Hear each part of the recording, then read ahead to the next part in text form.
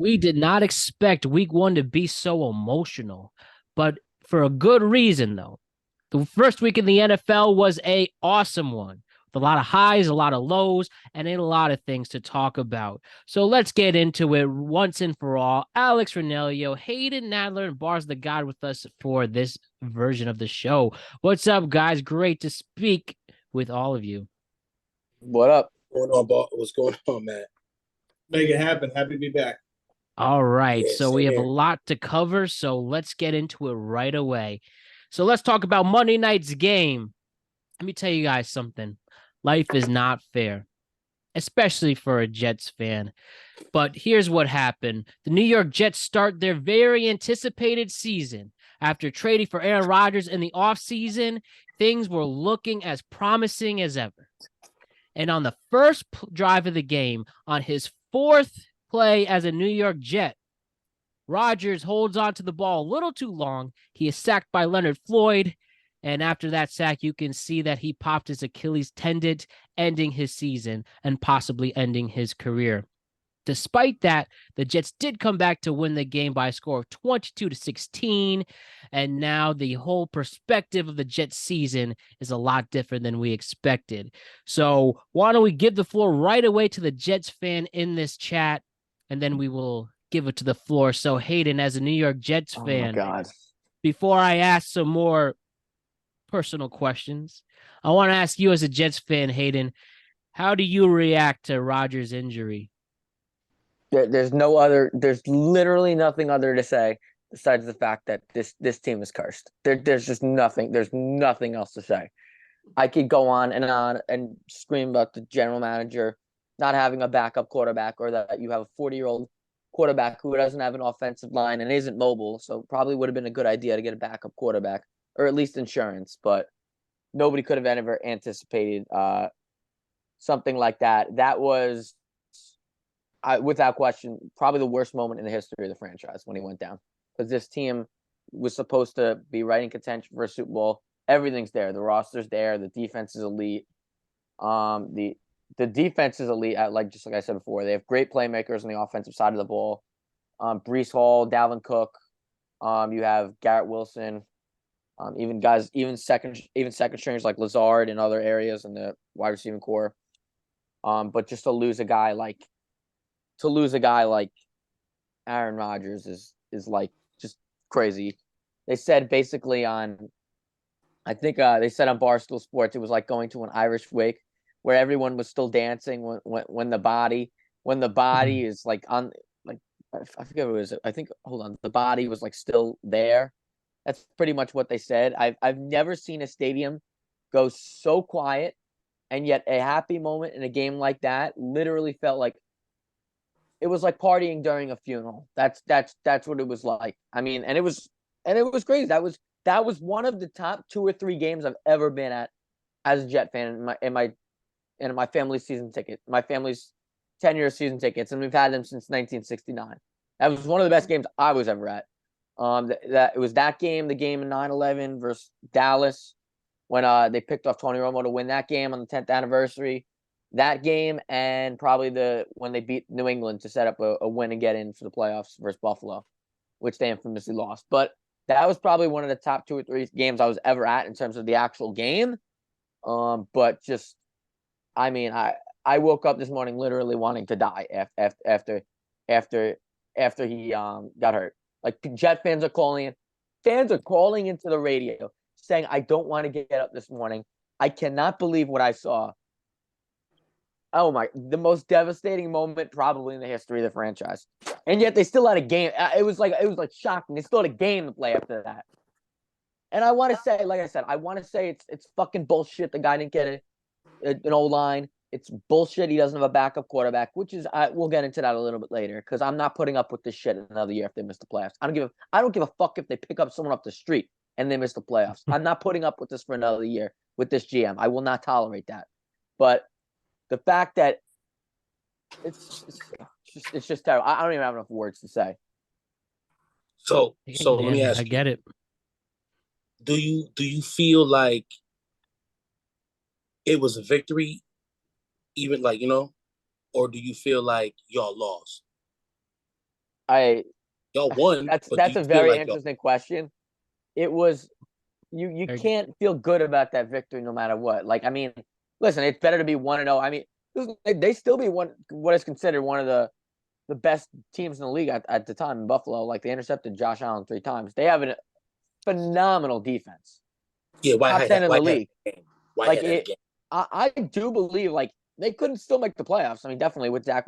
If Zach Wilson matures and holds on to the ball with that defense, you could win some 20-17 games. You could win games like that, but like it's going to be very hard.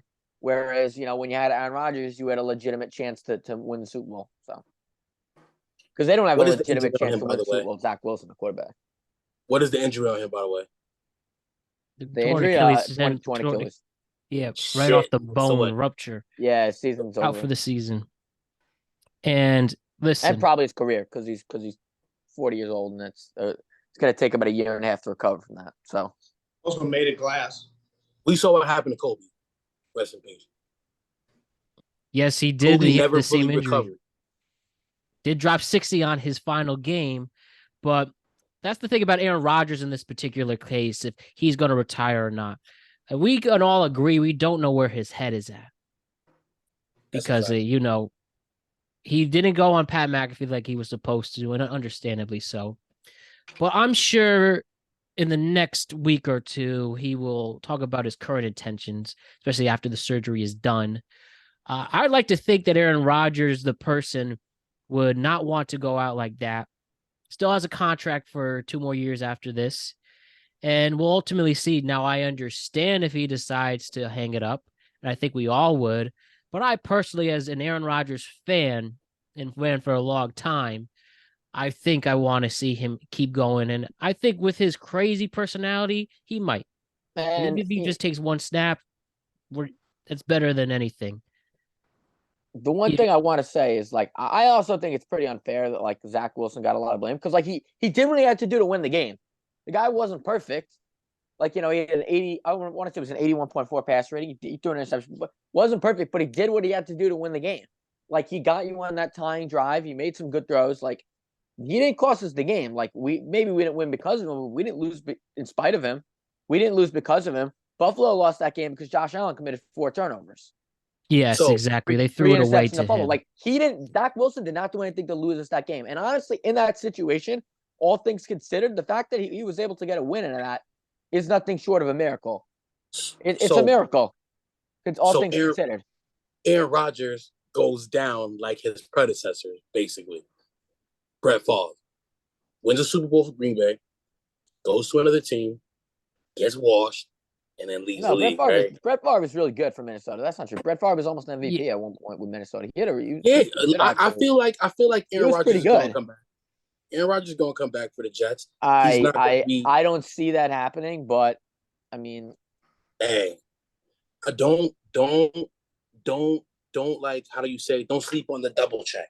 You know what I'm saying? Like, I mean, might come back with that Achilles injury. I think it's gonna be very tough. Sports science is different than it was like back when Kobe got his tear. It's progressed like tenfold at least.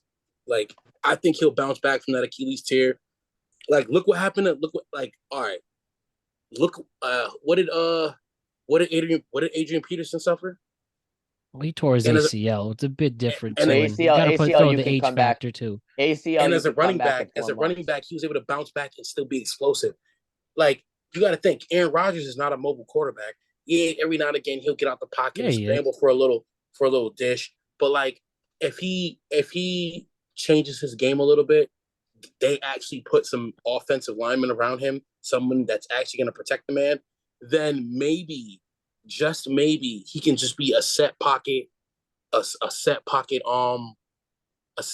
quarterback and just like toss you a couple every now and again. Like, I don't know. Listen, I get it, but that really is a conversation for another day. But just to move things along with this and focusing on what the Jets have now, Jets win. They have a division win.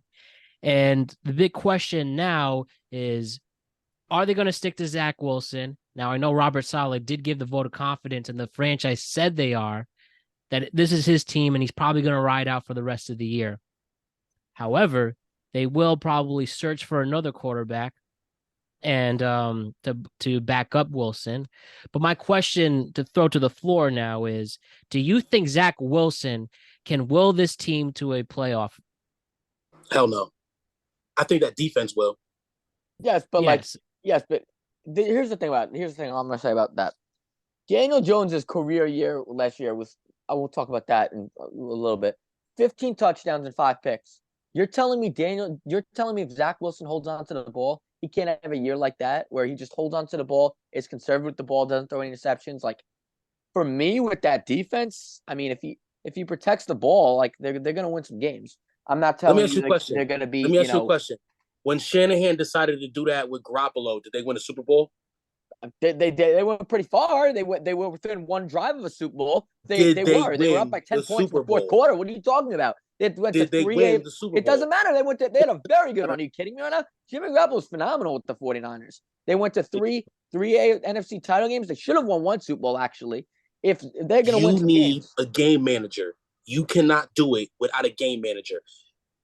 Zach Wilson is not a game manager. 140 yards on like 14 throws, on 21 throws, he completed like 14 of them. Come on, bro. You got to do better than that. 140 yards? I'm not going to talk shit. Kenny Pickett wasn't immaculate yesterday either. I mean, on Sunday either. But like, it's the simple fact. It's the simple fact that Zach Wilson. No. What you're saying about a game manager is someone who can run the game. You don't have to throw a lot of passing yards to be a game manager. The defense ran the game. The defense gave him every opportunity. But Zach Wilson did make the plays. Like, they had to tie. It was 13-6. He had to have a drive to tie the game. Like 13-6, you have to have a drive that ties the game. That's what, like, you're not understanding. They would have not won the game if Zach Wilson didn't put them in position to at least get them there. I'm not saying he was perfect. He wasn't great. I believe the running game. I'm not saying he was great. I'm not saying he was great, but he was not the reason they lost the game, which is an improvement from what he was last year. And that's the focusing on the question at hand for the next 16 games. Can Zach Wilson provide that? They could be competitive with Zach Wilson. Do I think they're going to be winning a lot? I mean, it depends, because like if you looked at they did go 5-1 before they lost those 3 guys, before they lost Breece Hall and Merritt Tucker last year with him.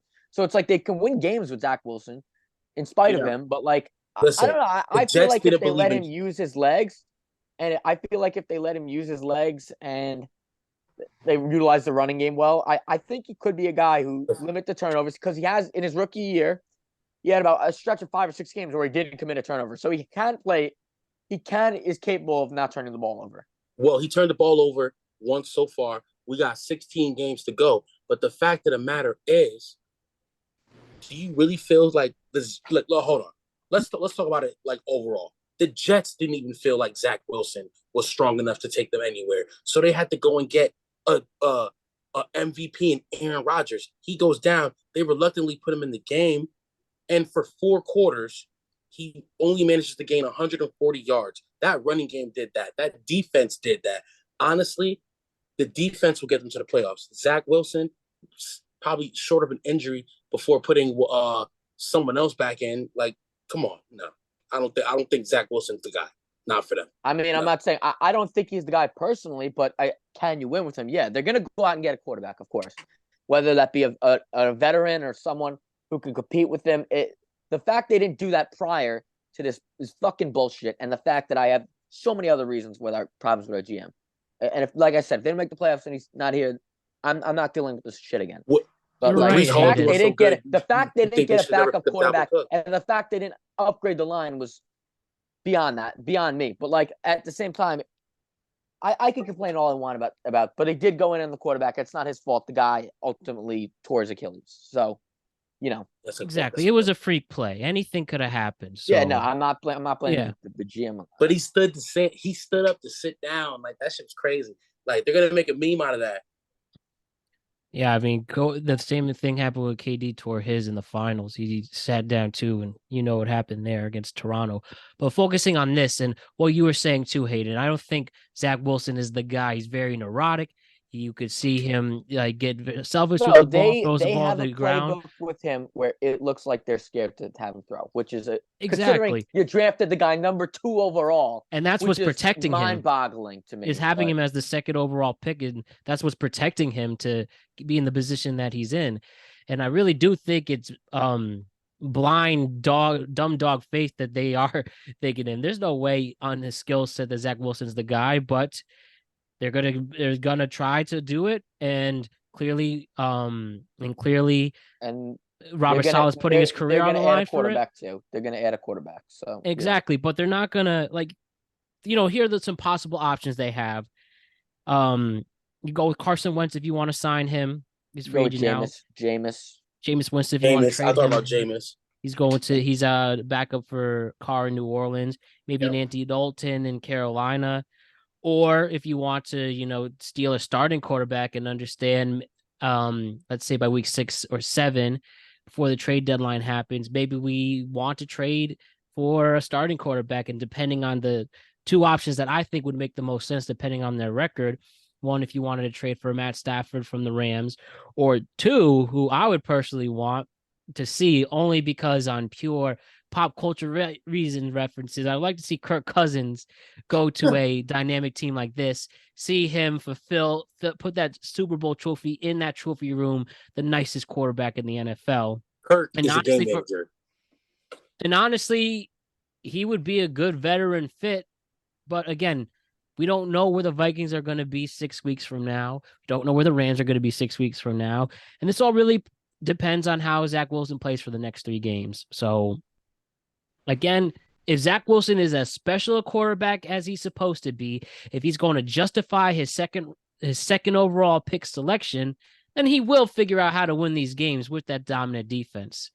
But if not, then put the fuel to the fire, try to get that starting quarterback wherever he is, and don't waste these weapons and don't waste this amazing defense for the Jets. And the final things on the Bills. Josh Allen is not a top 5 quarterback. He's turning into a Brett Favre, very neurotic, throwing turnovers.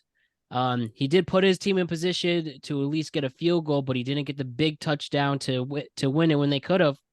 And I just don't think Josh Allen is it. He's clearly mad and cursed after week 1, and I think this is only going to be a sign of what's to come. And if anyone has anything to add to that, would love it. Yeah, I mean, I think the Bills are going to implode this year. I actually had them missing the playoffs coming into the season. You could just see it from last year. There's clearly tension between Diggs and the rest of the front office. He wants out. It's too bad for Buffalo. It really is. You want to talk about cursed franchises. But yeah, I don't think Buffalo's it either. And that was a topsy-turvy game. It was a weird game, but we'll see how the weeks progress. And the other disaster that took place at MetLife Stadium this weekend is the New York Giants lost by a score of 40-0 against the Dallas Cowboys. Now, what a mess. The rain was appropriate. Daniel Jones did not play well in his first game after getting paid, though I do think it's more of the offensive line that was a real joke. Evan Neal letting people run through in his turnstile. Special teams was a mess. I don't know how Graham Gano was so automatic last year, and then he misses field goals in this game. And really, the Dallas Cowboy defense was dominating. Micah Parsons is him.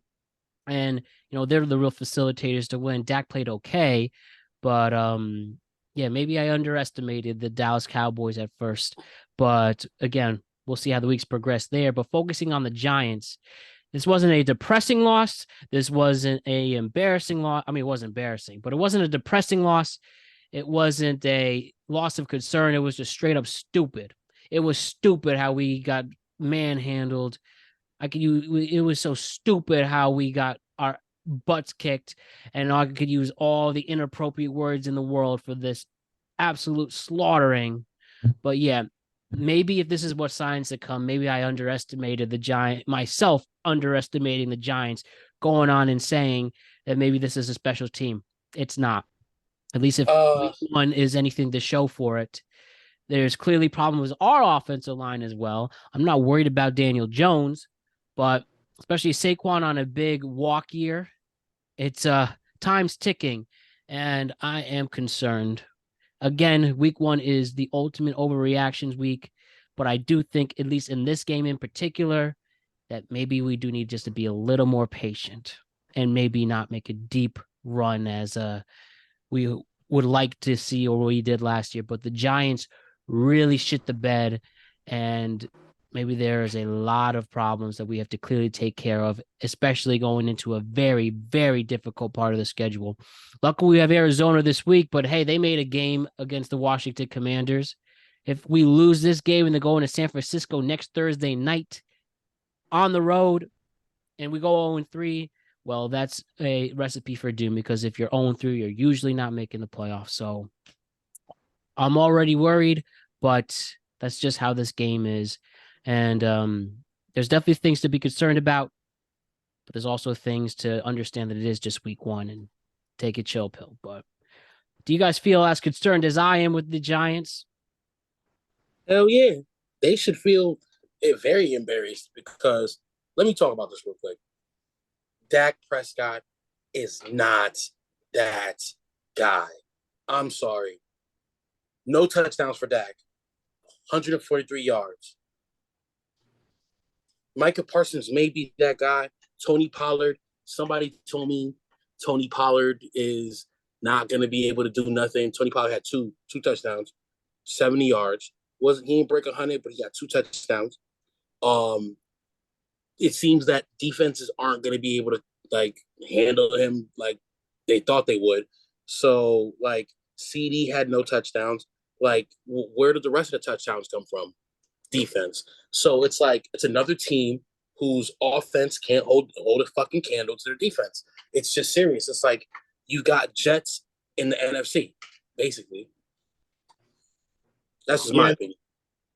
Yeah, I mean, I know this is a week of overreactions, but if I were Matt, I'm going to talk out of both sides of my mouth. I would say that this was definitely an embarrassing loss. It's definitely a learning lesson. Sometimes there's certain nights it's just not your night. I think this was more chalked up to that in terms of how embarrassing of a wide of a loss it was.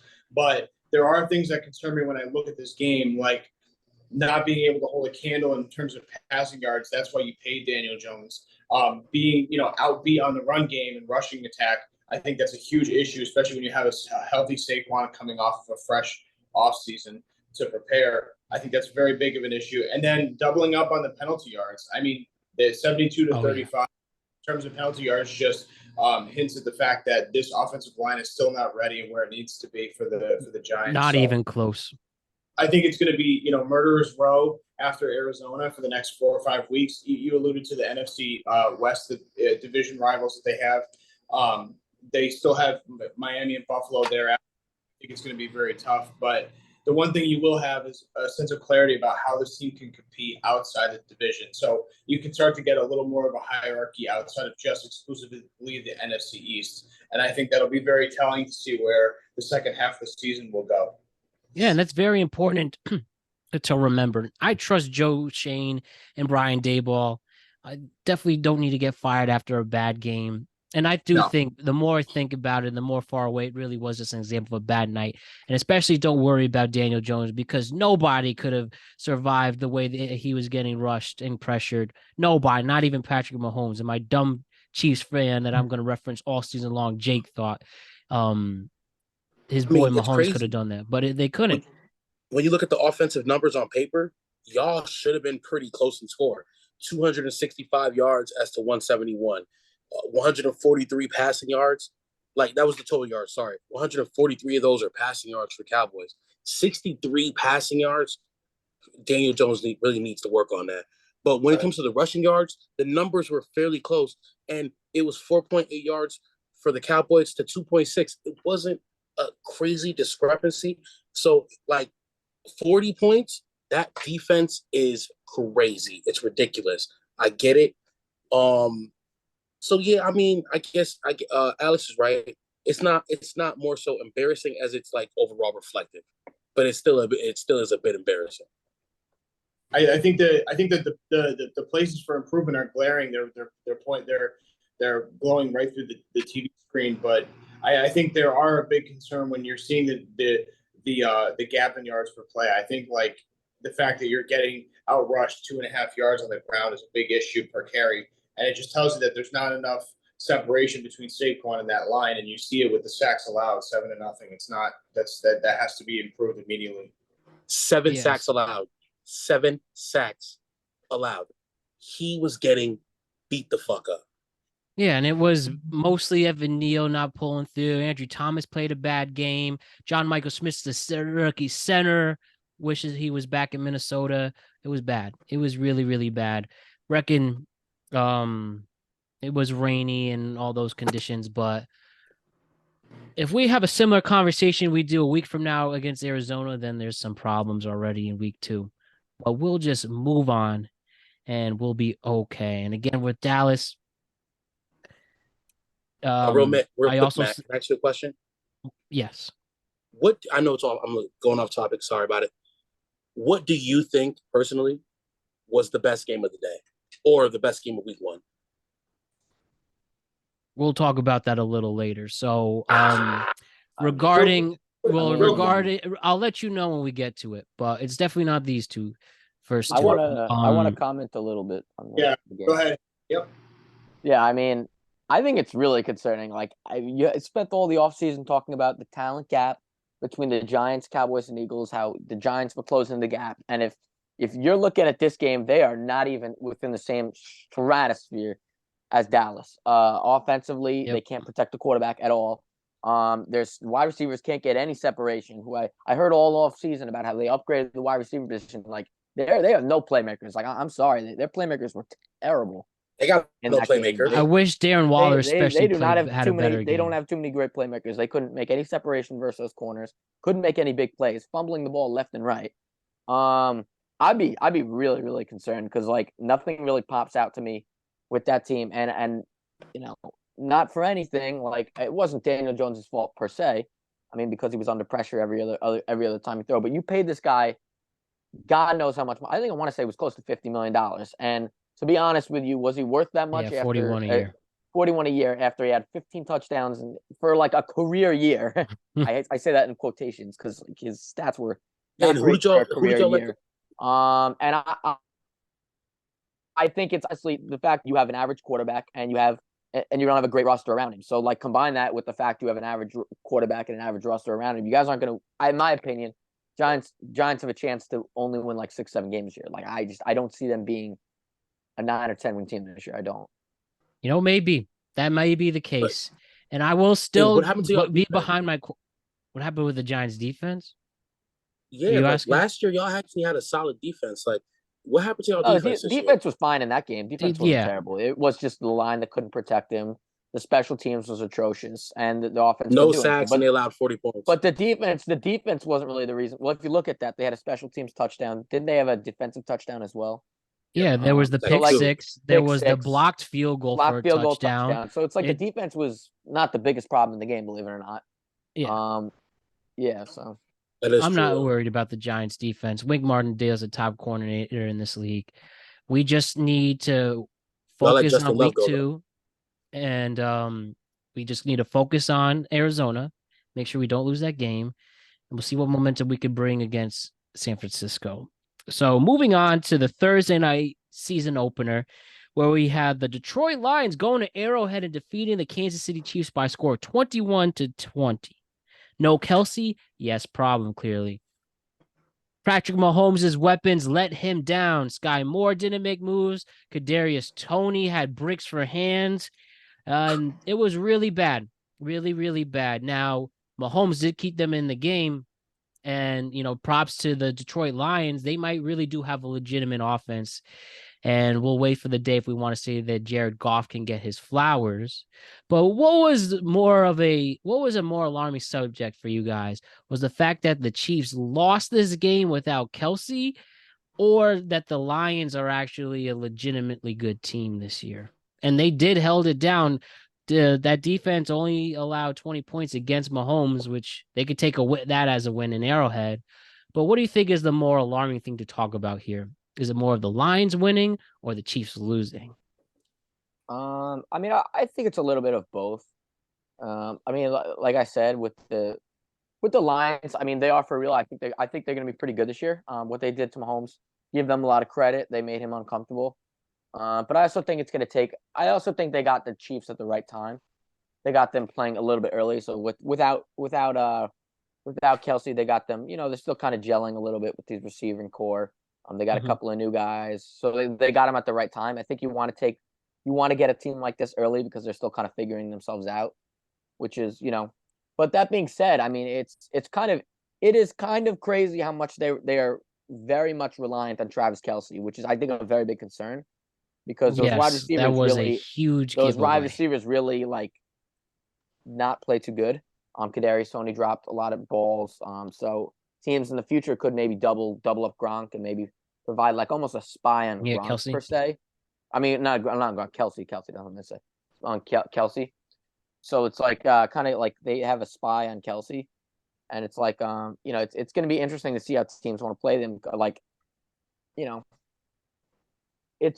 don't have a ton of wide receivers, but like that being said, even last season I didn't feel like they had a ton of great wide receivers last year, and they won the Super Bowl. So a team with Patrick Mahomes is going to be okay. I think they'll probably make the playoffs from Mahomes because he's just that good that he can override some of their deficiencies. Mm-hmm. But yeah, it's going to be interesting. But the Lions are for real. But I think it's going to take the Chiefs maybe 6 weeks to get it. Like they could start off 3-3, but then they're probably gonna have a good second half run. But I think it's going to take them time for them to develop. And I think it's actually a good thing when the Jets play them early because the Jets week 4. Get them.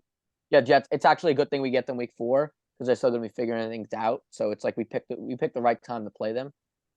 Yeah, so, and and it's actually a good thing for the Jets and especially because the Jets defense is elite. So, but yeah, no, Chiefs are going to be a playoff team. I'm not really concerned with that. I think it's week 1, but Detroit's also a really good team too. So I think it's a little bit of combination of both. Yeah, my only downfall with Detroit and thing to point out is if the Chiefs wide receivers do make those catches, especially Kadarius Toney, Chiefs would have easily won. Oh, It's yeah, one thing to factor in and remember there. And I firmly believe that the structure of this offense is going to continue to be receiver by committee. They don't really have a mainstay outside of Kelce, which we already talked about. But in addition to that, they don't really have a rushing game to rely on either. So they've always kind of been one-dimensional from an offensive standpoint. They've always been the big play. So it's going to be the onus is going to be upon that coaching staff to really ramp up and make reformations, going into week 6, week 7, like Hayden alluded to. They have a history of coming out of the gate a little slow and having a 500, opening first set of weeks. I fully expect them to do so, just coming off of another long season and a Super Bowl run. But in the same breath, I think that Detroit is for real. I had picked them in preseason to win the division. And, it's just going to take time for, Chiefs to get healthy and keep developing this offense. I agree with Hayden. I think two things can be true at once. I believe that the Lions are a good team. Like, I really believe that they are a solid team. They showed glimpses of it last year, and it was just like a young core. They put Jared Goff back there. What is it? How many years he's been in the league now? 5? No, longer than that. Jared Goff 20. Didn't he start in 2017? Sorry. So yeah, so he's definitely a veteran. He's been there for a little bit. He's gonna give these guys a little push. That defense is really surprisingly underrated right now, and it's gonna be really scary. I feel like the Lions are gonna get once Jameson Wilson gets back from his suspension. That offense, Amon-Ra St. Brown, plus James, like I think they're gonna take their division. That's my prediction. I think they're gonna win their division. The Chiefs, did they have Chris Jones? No, Chris Jones wasn't playing. Chris Jones wasn't playing, so that was another big factor too.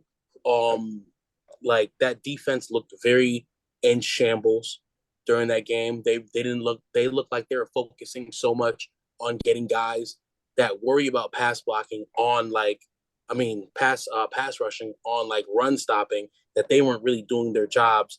The clear discrepancy of talent in the wide receiver room from last year to this year.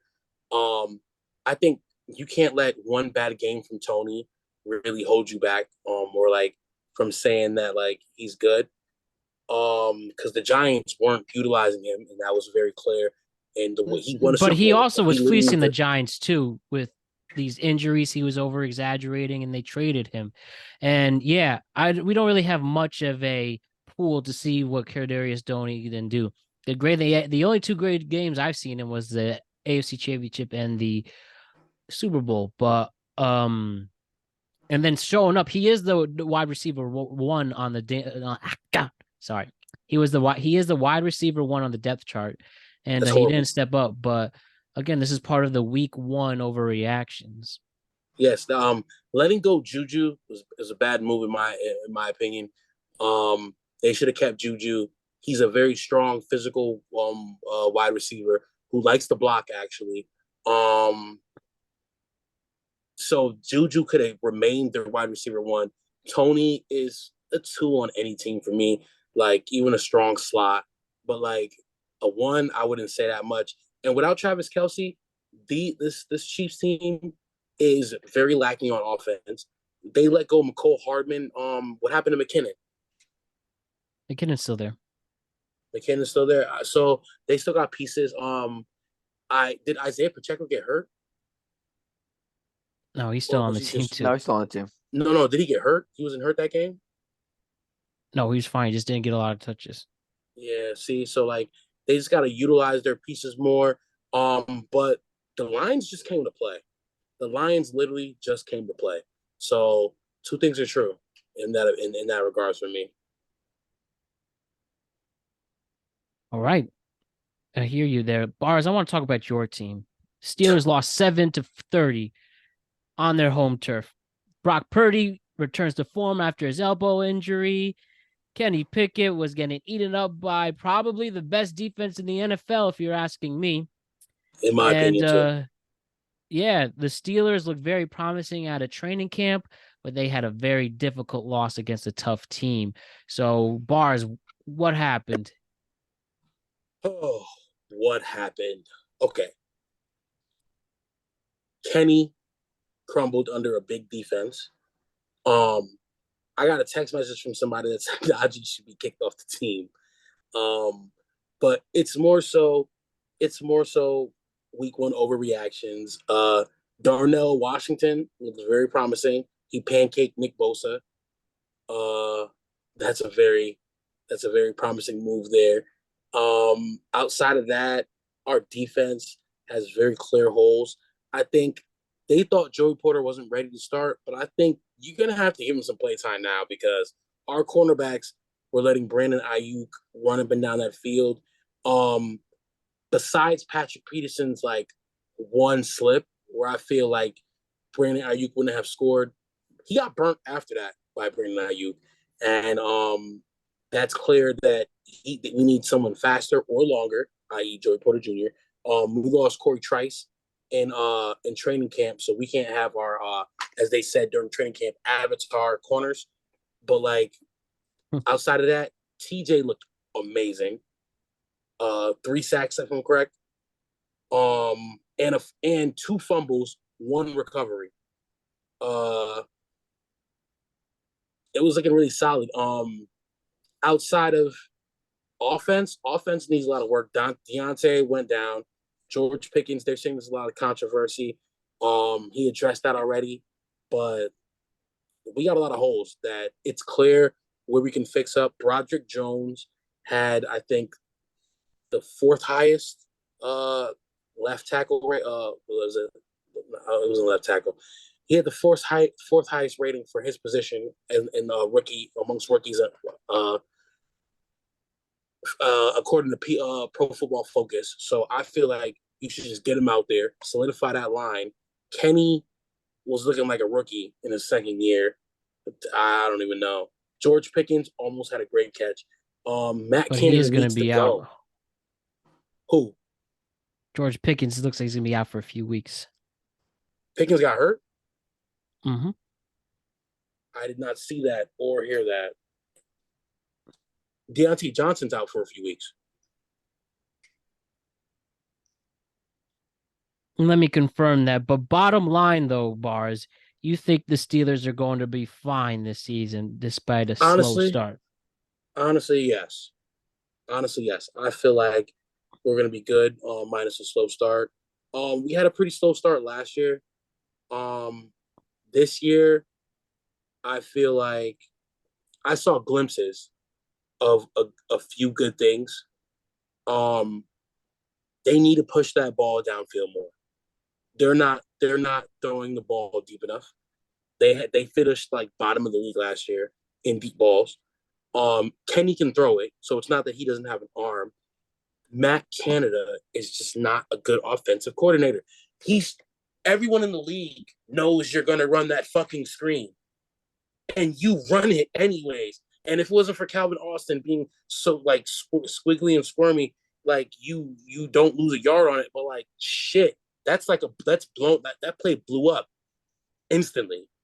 And Like by the Matt way, Canada Bars, is a shitty I offensive coordinator. apologize. It was Deontay Johnson. I misread the injury report. George Pickens is fine, but He is Johnson not is wide doubtful. receiver one.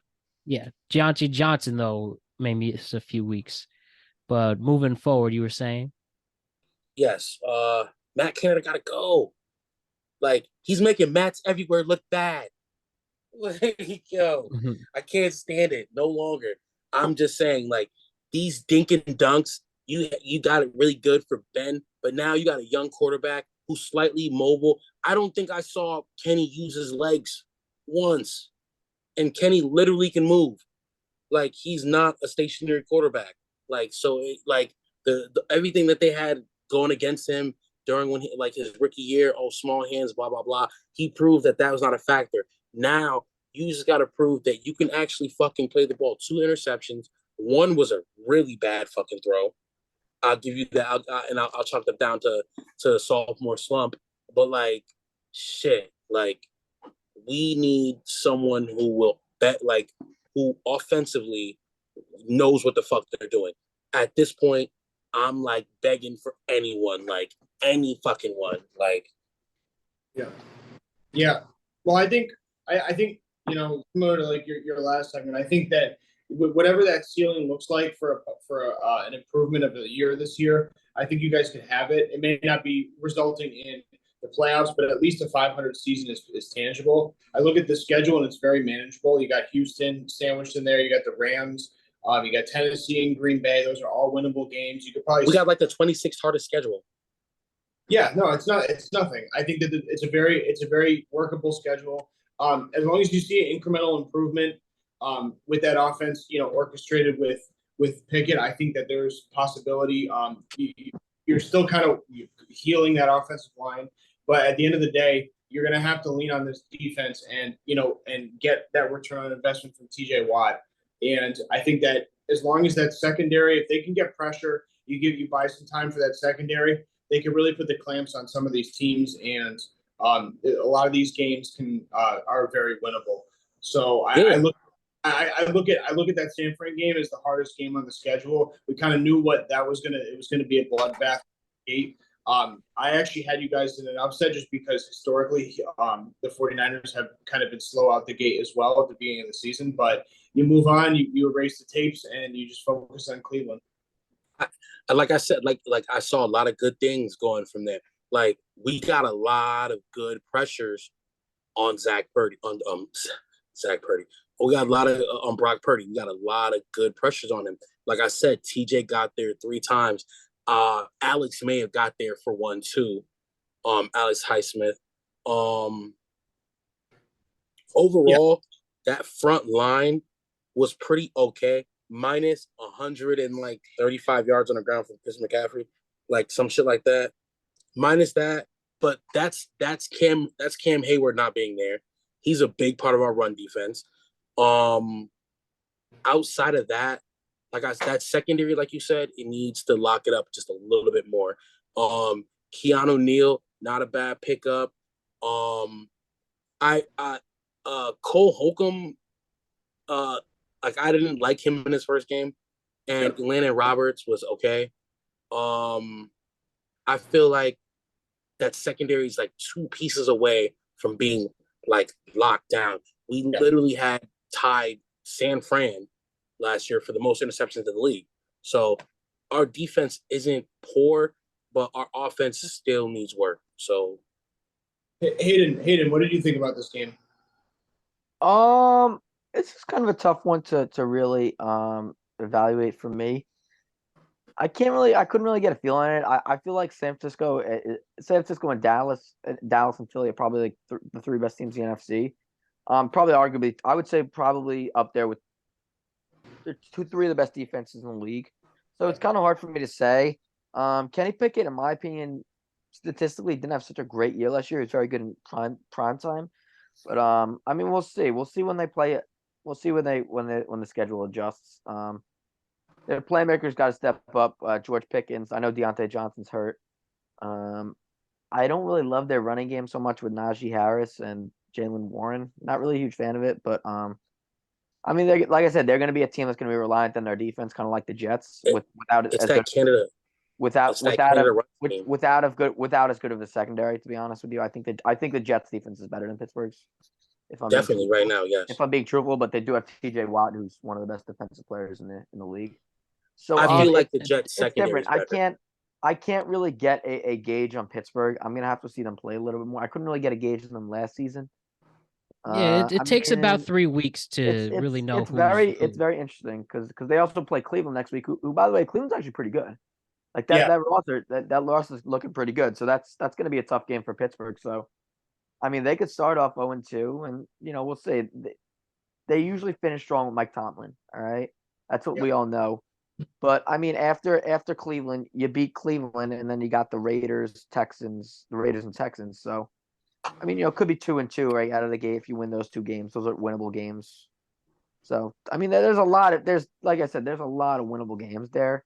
So it's like I'm not going to react too much versus a loss versus San Francisco 49ers because, like, I think even for me, like the Steelers weren't never really that talented of a team to begin with.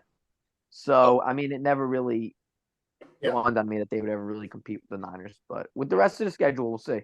Because they have a lot get good in the shit you talk. That's crazy. They're really not a talented team. I didn't think they were that talented last year. I mean, they won. They had a good end of the year last year, but I don't find them to be that talented overall. Yeah.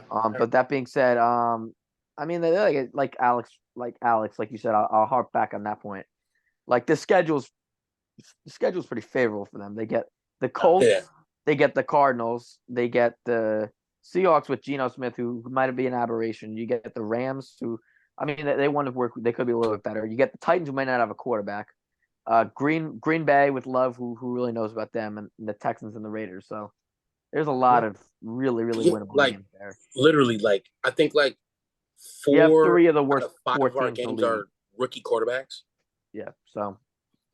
Yeah, like I said, it takes about 3 weeks. By week 4, you should know who is who and what are the strengths and weaknesses. There's going to be a couple of teams that surprise us throughout the season, like the Giants surprised last year. There's going to be a team or two that everyone says, "Wow, they're actually pretty decent."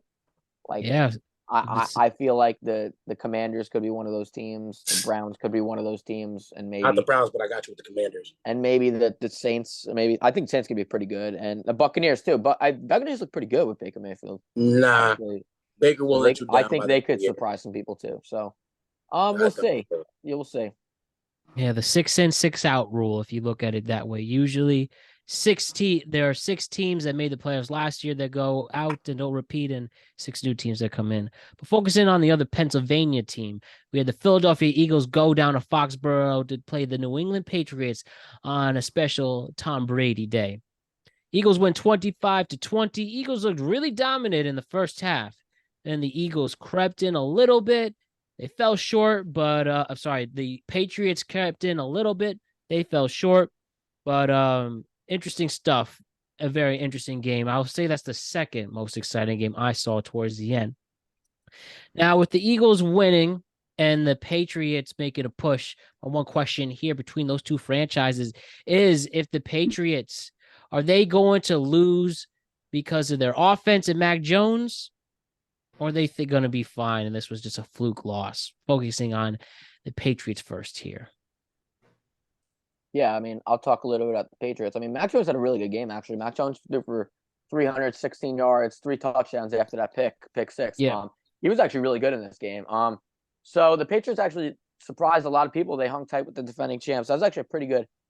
If the guy got a foot in bounds, probably could have won that game. So they were within probably a receiver, Keyshawn Boot, getting his getting his foot in bounds and really winning that game. So that actually surprised a lot of people.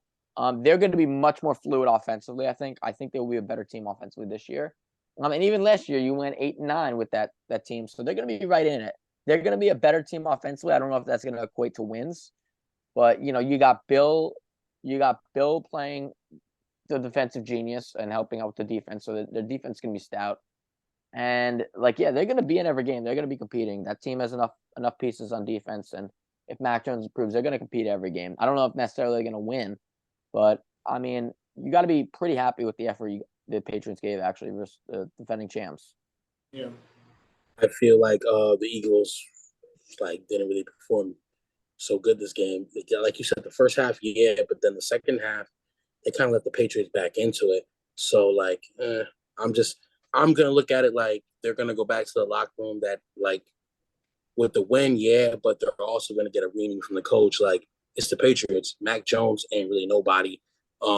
They honestly, outside of Juju, come on, tell me who the receivers and who's their defense outside of Matt Judon. So the only thing, it's a Bill Belichick defense that works really well as a cohesive unit. Yeah, I think there's I think the Eagles are very, very fortunate. I would be gravely concerned if I was Philly moving forward. Not to overreact one per se, but again, a lot of earmarks of things that you don't want to be recurring trends moving into the next weeks. They have a difficult schedule as is, and they're representing the NFC, so they want to get back to that plateau again. I think with New England, the best thing that could have happened to them from this week was Aaron Rodgers going down. I think that this whole division, the AFC East, is loaded this year, and I think that they were sitting at kind of that precipice of 500 or slightly better. And I think that looking at a favorable schedule for them, if they can keep the ground game going and maintain the clock, I think it'll give Bill O'Brien and Mac Jones that time to build more cohesion and be able to push the ball down the field. Because after that pick six, he was pretty on the ball for the remainder of the game. I thought that they hung in there and had some pretty solid fortitude fighting back in this game. I agree the whole way through, but we'll ultimately see where things go in there. So the Green Bay Packers played the Chicago Bears. No Rodgers, no problem. Jordan Love in his second career start kills it. 3 touchdowns, 245 yards. Pretty impressive stuff.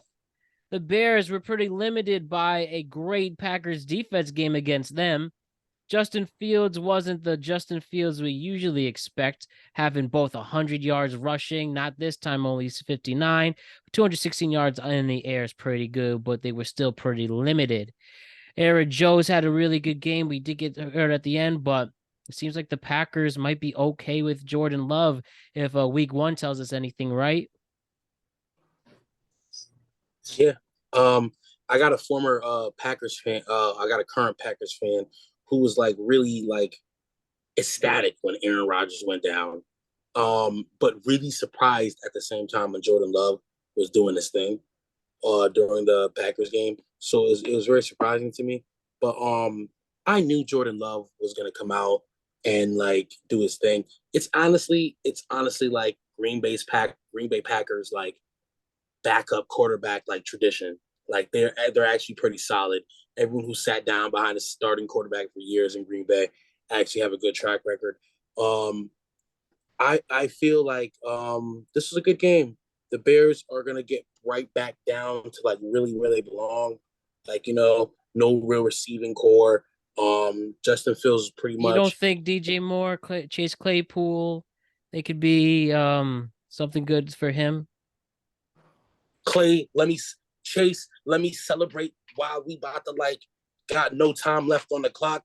Before we get Claypool, nah, I don't think he's gonna really help them out. DJ he Moore only got targeted twice, so maybe you're right. Or Darnell Mooney. DJ Moore, Clay Chasepool is too. He's instead of he's your very good physical receiver that'll get you some good, nice catches, but it's he'll sacrifice his body for a catch where you could have easily got some simple rack on, and you don't need to do that. He's going to be injury prone, I feel, in my belief. And we traded him literally, we traded him because he was a detriment. Fucking DJ Moore, come on. He was in Carolina, like really, like kind of doing something, but like not really. And then like we got Darnell Mooney. He's your deep threat over there. But outside of that, you got Justin Fields like throwing him the ball. Where's your running game?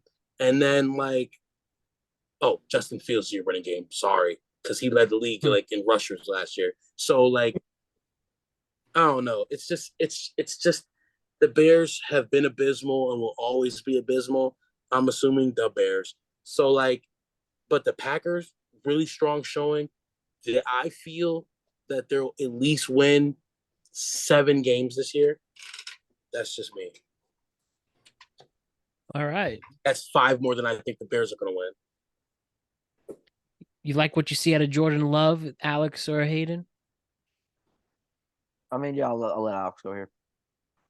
Yeah, I mean, I was pleasantly surprised. I didn't really have many expectations for Jordan Love. Most people didn't because we don't have enough tape on him per se. We knew that there was a lot of hype coming into the season from the front office and training camp, but a lot of that is, smoke and mirrors, paper tiger, strategy when you're trying to build out this roster and, portray yourself as a formidable opponent moving into the new season. I was impressed with his third down efficiency, 9 of 16, well over 50%. That was impressive, and just the balance in the passing game and the ground game. Hanging with Chicago, they're gonna wear you out in the run game, but he was able to have success through the air, and I think that this is more kind of an indictment on Chicago because once again, they come into the season ill prepared, not enough help and support for Justin Fields to really build out this roster.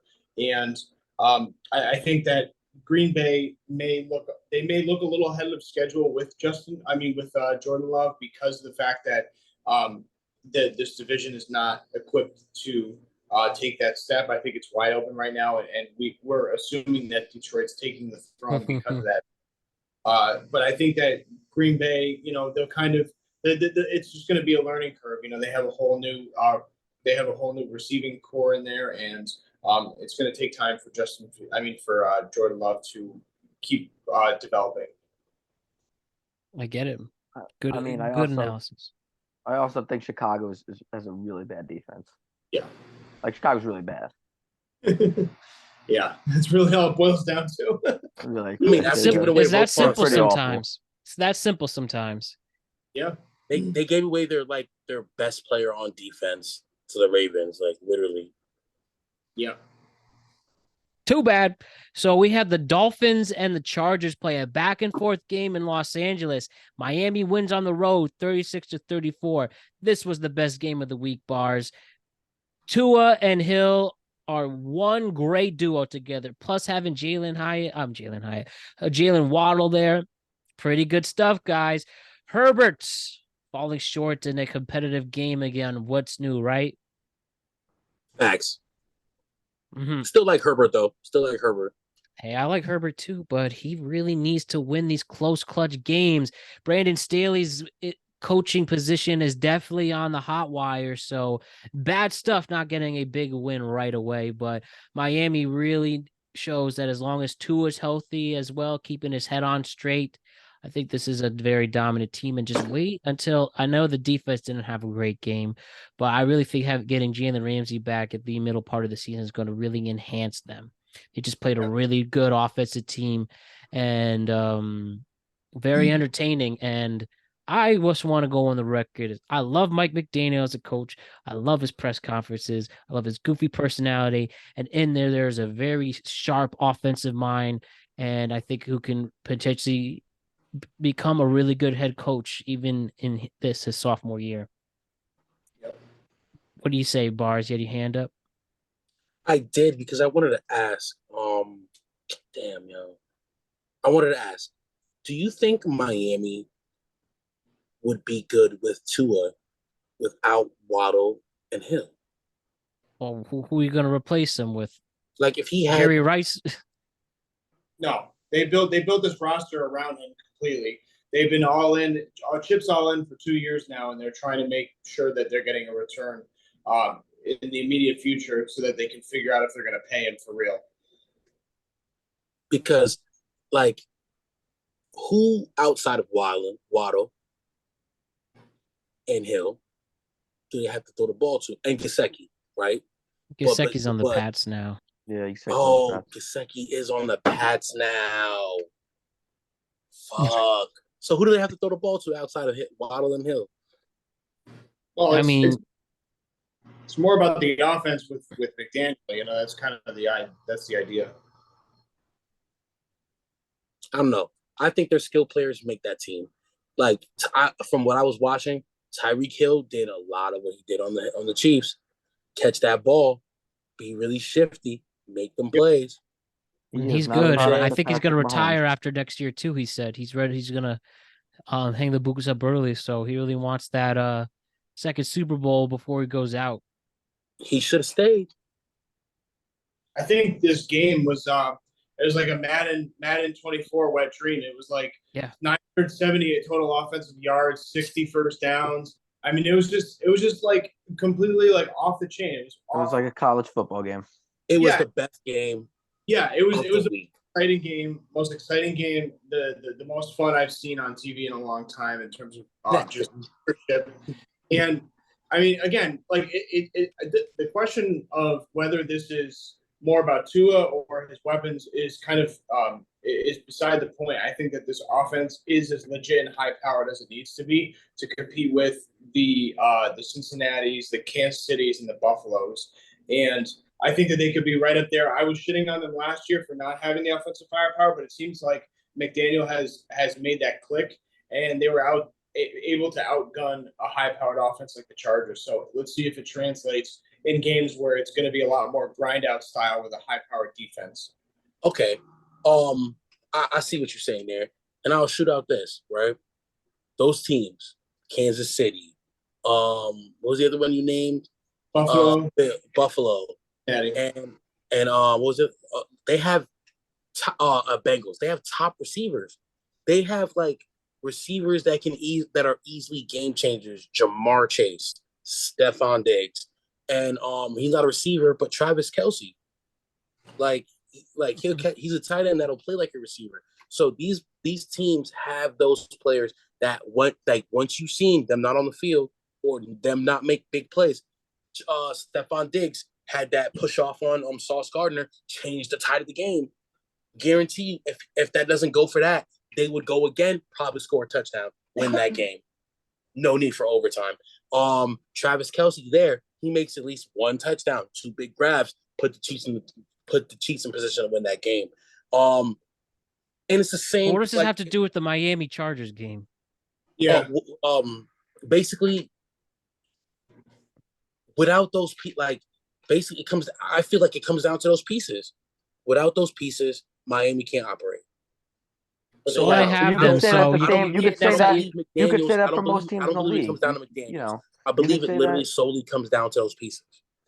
Well, they have them and appreciate. Yeah, what are they supposed to do? Cut good players, We want to make it harder for us. I did get sidetracked from the main point. But I was just trying to touch down on what Alex said about those teams that they have, and it just makes you touch back down on the weapons. Without those weapons, I mean, yeah, McDaniel seems no good. offense, Bart. That's a mute point. That doesn't have anything to do with anything. They have them. They have to rock with them. That's a huge first word problem if you're an NFL franchise. Your receivers are too good. So, anyways, let's move on. Let's talk about Alex's team, the Las Vegas Raiders. They rain on the parade of the Denver Broncos.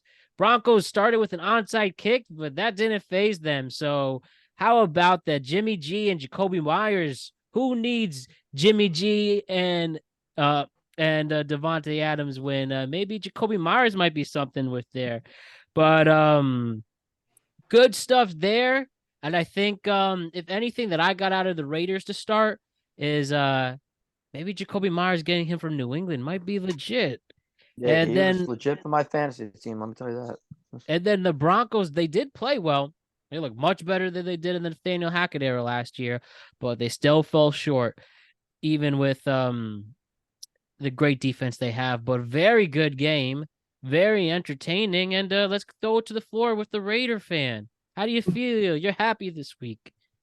I'm happy for this week. Happy for a few more weeks if If he could stay upright, yeah, absolutely. No, this was actually all seriousness. This was a very impressive win. Any road win is impressive to begin with, but especially with a divisional rival, in less than ideal conditions. I thought that McDaniels actually coached a pretty decent game, all things considered. I thought they were pretty resilient after that turnover in the red zone. And you're totally right. Sometimes players have rebirths in new cities. I think Myers could definitely be that, particularly when Devontae is commanding the number one defender on every game. He had Surtain draped all over him the entire game, so you could assume that he's going to get a lot of. Because I feel the same way with Renfro coming back from a year where he was down with the injuries, and the year prior he had an All-Pro year, so I expect him to bounce back. There's still that void in the middle of the field, and you saw it palpably in the red zone. He didn't have that direct target like he had with Kittle in years past for Garoppolo. So I think having not having Waller is definitely a huge deficiency moving forward. But I thought this was a really concrete, solid win, and I was very impressed with how they were able to close out the game in a clean, timely manner, opposed to years past where they've really had some crazy endings. So lots to build on. A really solid win, and we'll take it and just improve for next week. I agree. Like, you get Jacoby Myers out that like scheme, and he kind of flourishes. Like, he was doing a pretty good job. It's kind of like when Zay Jones was over in the Raiders, but now he's flourishing over there with the Jaguars. Mm-hmm. Yeah. I mean, oh, sorry, you going? Go ahead, buddy. I like that. Oh, sorry, I didn't mean to cut you off there. Yeah, no, I mean, you guys lost 6 or 7 games last year that were one-score games. So, like, to get that first one-score game, it's going to set a good tone for the rest of the season, I think, actually, where if you start to build the confidence that you can win those one-score games where you lost 6 or 7 of them last year. So, to turn that tide at the beginning of the season is a very good sign. 100%. And the one thing I do want to mention, too, is that, this is a highly penalized game on both sides. It was well over 170 total penalty yards combined. But I was very impressed with how Oakland was able to keep Denver under 300 yards total offense. I thought that was very impressive for week 1. Yeah, slow start for Denver, but we'll see how Sean Payton really. It's too early to analyze the Broncos with their brand new head coach, completely rehauling. But this game really could have gone either way too. So, if there's anything to see, they're still ballsy. And we'll see where Denver goes. But and I'll enjoy Russell Wilson was okay. Just okay. I'll enjoy first place until we go to Buffalo on Sunday. So hey man, I don't know. Josh Allen, not Josh Allen. He's got the curse. We'll see what happens there. I think Buffalo handles the Raiders, to be honest, but that's just my opinion. Yeah. I don't know, we man. can talk about it. We could talk about those picks when that game comes, but be interesting. Definitely save your thought for a little bit later, Hayden, on that. The Browns versus the Bengals, the Battle of Ohio. The Browns continue their winning streak against Joe Burrow. They fall short. Joe Burrow only had 82 yards in the entire game. And as discussed a little bit earlier, maybe the Browns are legit. And Deshaun Watson had his best game since his suspension. So the Browns looked really good. Anyone want to add to those points there? I really think also just as that the Bengals just had a bad day themselves. Clearly not as bad as the Giants with their blowout loss. But the Bengals just were not connecting. The defense of the Browns was really pressuring and causing drops, and it was a miserable game for Joe Burrow.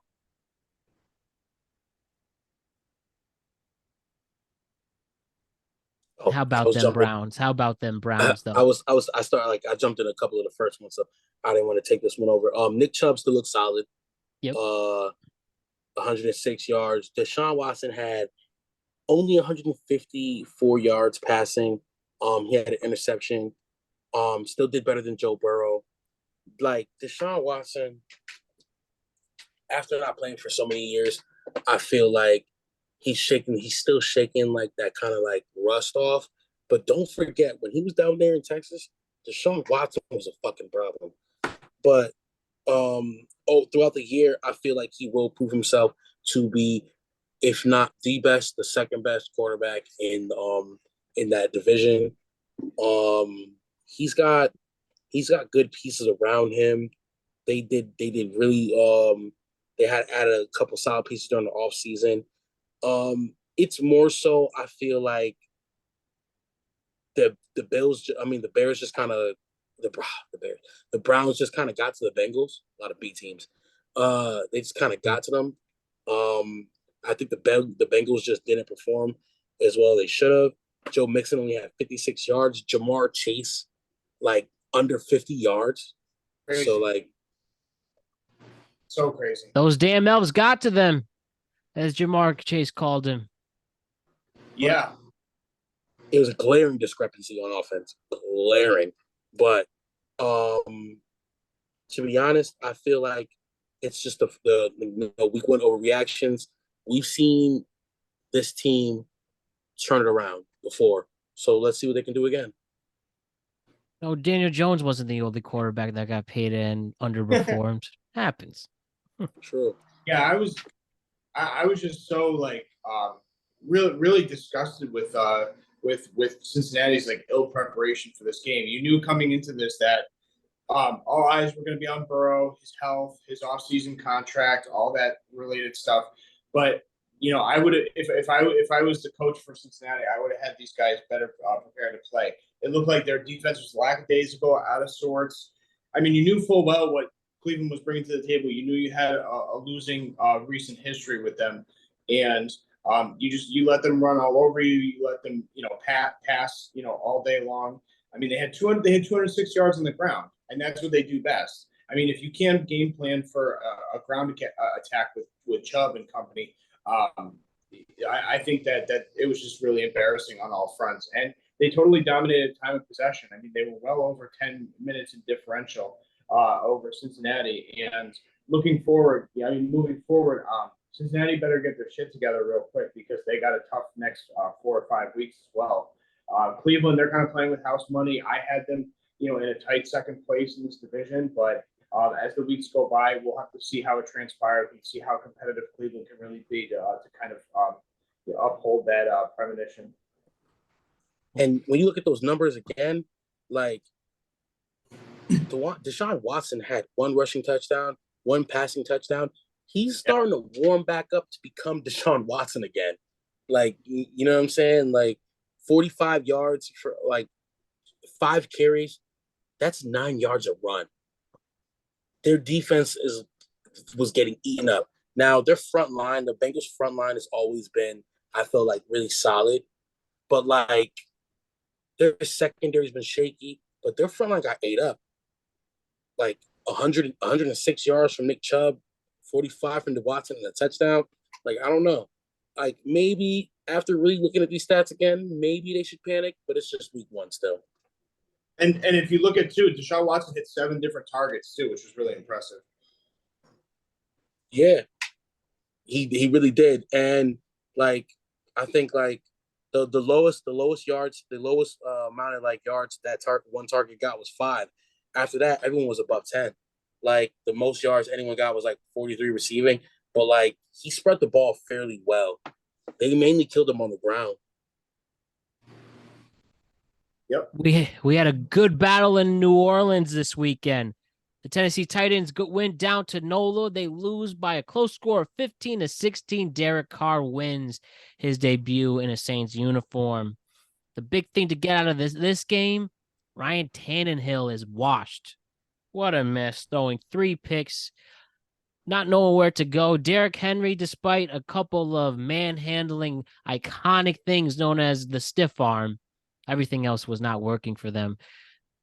I think the Saints, a lot of people like them this year, what they have going. They took a good first step in the season there for them. And then the Tennessee Titans, some people thought that Tannehill should sit already and maybe consider Malik Willis. But I don't think in his very few appearances in the NFL, there's nothing to show for it there. And I didn't really watch a lot of preseason games for the Tennessee Titans, but nothing reported out that things are going to be anything special there. But I think, again, the thing there to take out of this game, Tannehill sucks. Maybe Carr doesn't suck. Yeah. I mean, the jury's still out on what the ceiling can be for the Saints in the NFC. I firmly believe outside of a few teams like Hayden alluded to at the beginning of our segment, outside of a few teams, I think the NFC is wide open from, positions 4 to 6. I would say that we kind of know what the cap is on Derek Carr. I think this really boils down to the defense and how far Dennis Allen can kind of rally the troops in that regard. If they can control the clock, control the pace of games, shorten the field on offense, I think they could put themselves in a really good position with the remainder of their schedule. For the Titans, you're going to see wholesale changes, a lot of buyouts, a lot of movement mid-season, preferably probably around week 6 if they have struggles and that continues from Tannehill down. I feel bad for Derrick Henry. They're continuing to kind of waste his best years, and I don't know what the hell DeAndre Hopkins was doing going there. What the fuck happened there? I mean, it seems like they're the only one who really gave him a contract too, but he actually didn't really play that bad. But you can only do so much as a aging wide receiver in this game. I mean, like, I kind of like. I mean, I don't know. Like, both teams are kind of just like shitty to me, to be honest. Derrick Henry, DeAndre Hopkins, they need to just cut their losses and dip off that team. The Saints, weak ass performance, like you said. We know the ceiling for Derek Carr. You could throw 300 yards till the fucking cows come home, bro. It don't mean shit. Like it really doesn't mean shit. You won the game by 1 point against a team who like threw 3 picks. Like, you know what I'm saying? Like, I don't know. The Saints, like, their defense. But at least give credits to the Saints. They did come back in that. Yeah, and that's the thing to be happy there. Definitely. Yeah. I guess. I mean, in that regard, they're really good. Olav might be a top receiver in this league. They have a very good defense. They have a very good team, New Orleans. Yeah. In that regard, they didn't score in the fourth quarter, and all the Titans had to do was literally score a field goal and hit the fucking extra point, and they would win that game. So, like, I mean, I really don't know. I can't really get it. The game's trapped. There's a lot of coulda, wouldas in this league, but like at the end of the day, you get a 1-point victory. Like you come up with a W. That's what good teams do. They win these close games. And like I'm looking at the NFC South, and like I think it's gonna be a much better division than people anticipate. I think Tampa Bay is gonna be better than people think. I think New Orleans actually gonna be pretty good. And Atlanta with that rushing attack with Bijan and Tyler Algier. I mean, they're going to be pretty tough to beat. Especially Atlanta's the best team in the secondary. I mean, I don't know, man. I actually picked the Saints to go to the Super Bowl actually before the season. I did actually. I actually think they have I think they have a really good roster actually, and Derek Carr is going to help elevate them. So I don't know. I think it's going to be interesting with that division because I actually really like the Saints, and I like the NFC South actually. I think it's a little bit better than what people are giving it credit last year. Last year you had 4 teams, and like the worst team finished 7-10. Like 7-10 is not a terrible record. It's not great. It's competitive. But like you had 4 teams that were competing last year, and like I feel like all those teams got better. So I generally feel like that division is actually going to significantly improve, and all the 4 of those teams are going to be tough to beat at some given points in the season. And a big question for me is how much better can Derek Carr make a guy like a Michael Thomas, and what do they do now that Sean Payton is out of the picture? What are they going to do with Taysom Hill to really utilize that third dimension of the offense? I think that there's a lot of weapons that Sean Payton was able to bring the best out of in this offense, and I don't want to see it go to waste just because Dennis Allen is running at the helm and he's a defensive guy. But I want to remind everybody too, and we brought this up in the preseason picks last week with A. Young. Dennis Allen has a long history with Derek Carr. They have a really deep bond going back to 2014 when he got drafted. He was his first coach in Oakland. So I fully expect them to kind of rekindle things and get better like fine wine as they age through the season. I think that this division is wide open. I don't necessarily think it's a great division, but I think it's wide open where they can afford to have weeks where they're figuring shit out in efforts to win these close, tight games. And I think that they're going to do so because they also, again, don't have a very difficult schedule. And when you look at the bottom of the NFC picture, positions 4 to 6, 4 to 7 are just wide open. Yeah, no, That's I why hear I you love on that. this league. It is wide open. The Rams showed that they might be a little competitive. They went 30-13 against Seattle, and Rams completely shut out the Seattle Seahawks in the second half alone. And I think the most disappointing team in this league next to the Giants was the Seattle Seahawks not stepping up when they needed to. I'll say this in this week one, and that's been still a lot of week of overreactions. Do you think the Rams might secretly have someone? And how do you pronounce his name? Pacho? Naka something? Pukanaka? The guy with the unique name. Yeah, that's his name. He's the wide receiver one until Cooper Kupp comes back. I mean, this guy went ham. 15 catches, over 100 yards.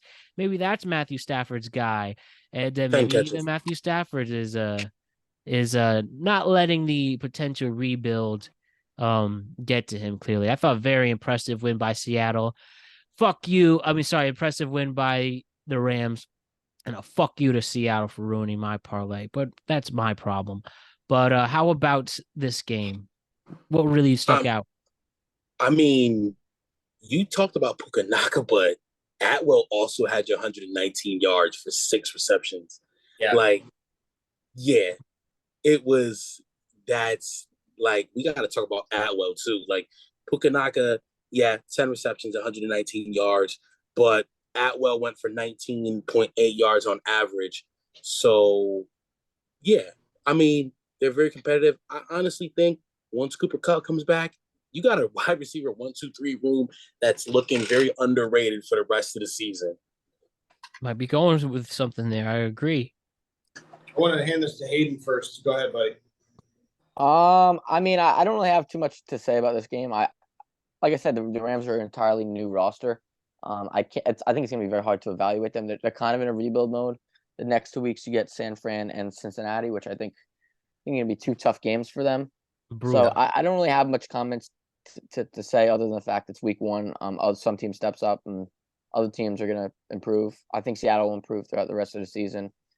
And I don't really see any of those teams really competing with San Fran to win the division. I just feel like San Fran is miles ahead of all 3 of those teams. So, I mean, but we're gonna see. I mean, they'll beat up on each other. Who knows? I mean, I think next week's gonna be a good test for the Rams because they play the Niners. So if they can compete, it will give them confidence going into the rest of the season. But there isn't really that much for me to comment in that game personally. I was a little bit disappointed with the Seattle Seahawks offensively. I thought Njigba and I thought their pass catchers would do a little bit more. I thought DK had a touchdown, but it also seems their running games was lost. Yeah, their running game isn't. I thought they would do a little bit more offensively versus the Rams, which I was a little bit disappointed on that. But also at the same time, it's early. Give them some time. You'll see. One of the most unnecessary criticisms that happens with the Rams and about the Rams franchise, and talk about McVay, is that McVay always had stacked rosters, and that's not true. But this is a good test I want to see for him if he can really win with this roster. And they were what the Seahawks were last year, being a big shot in that division. I'm sorry to interrupt, Bars. You were saying? No, I was saying you're good, man. I was saying I agree with Hayden. It was a disappointing game for the Seahawks. I really feel like they could turn it around.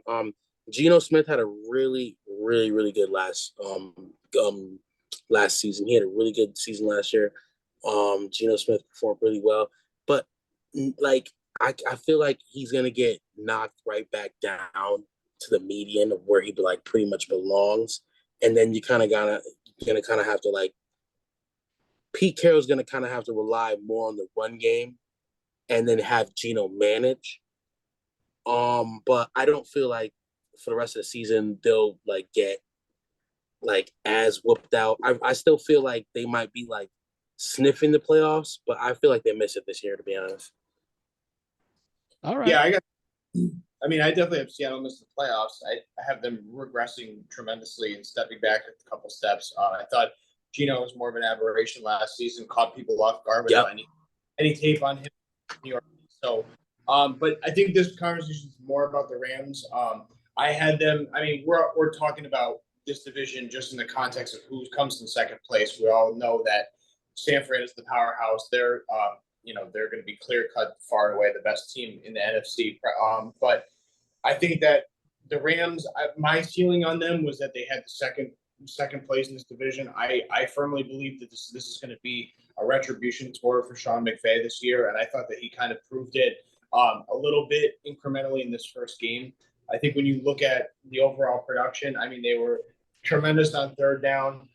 They doubled them up on first downs. They controlled the clock. They doubled them in time of possession. And the yards per play, even without a tremendous rushing game, I mean, they were pretty much dead even. So I was really impressed with the executional standpoints of, what this roster is able to achieve in a short amount of time. I thought that they had a really great offseason, both in the draft and in training camp.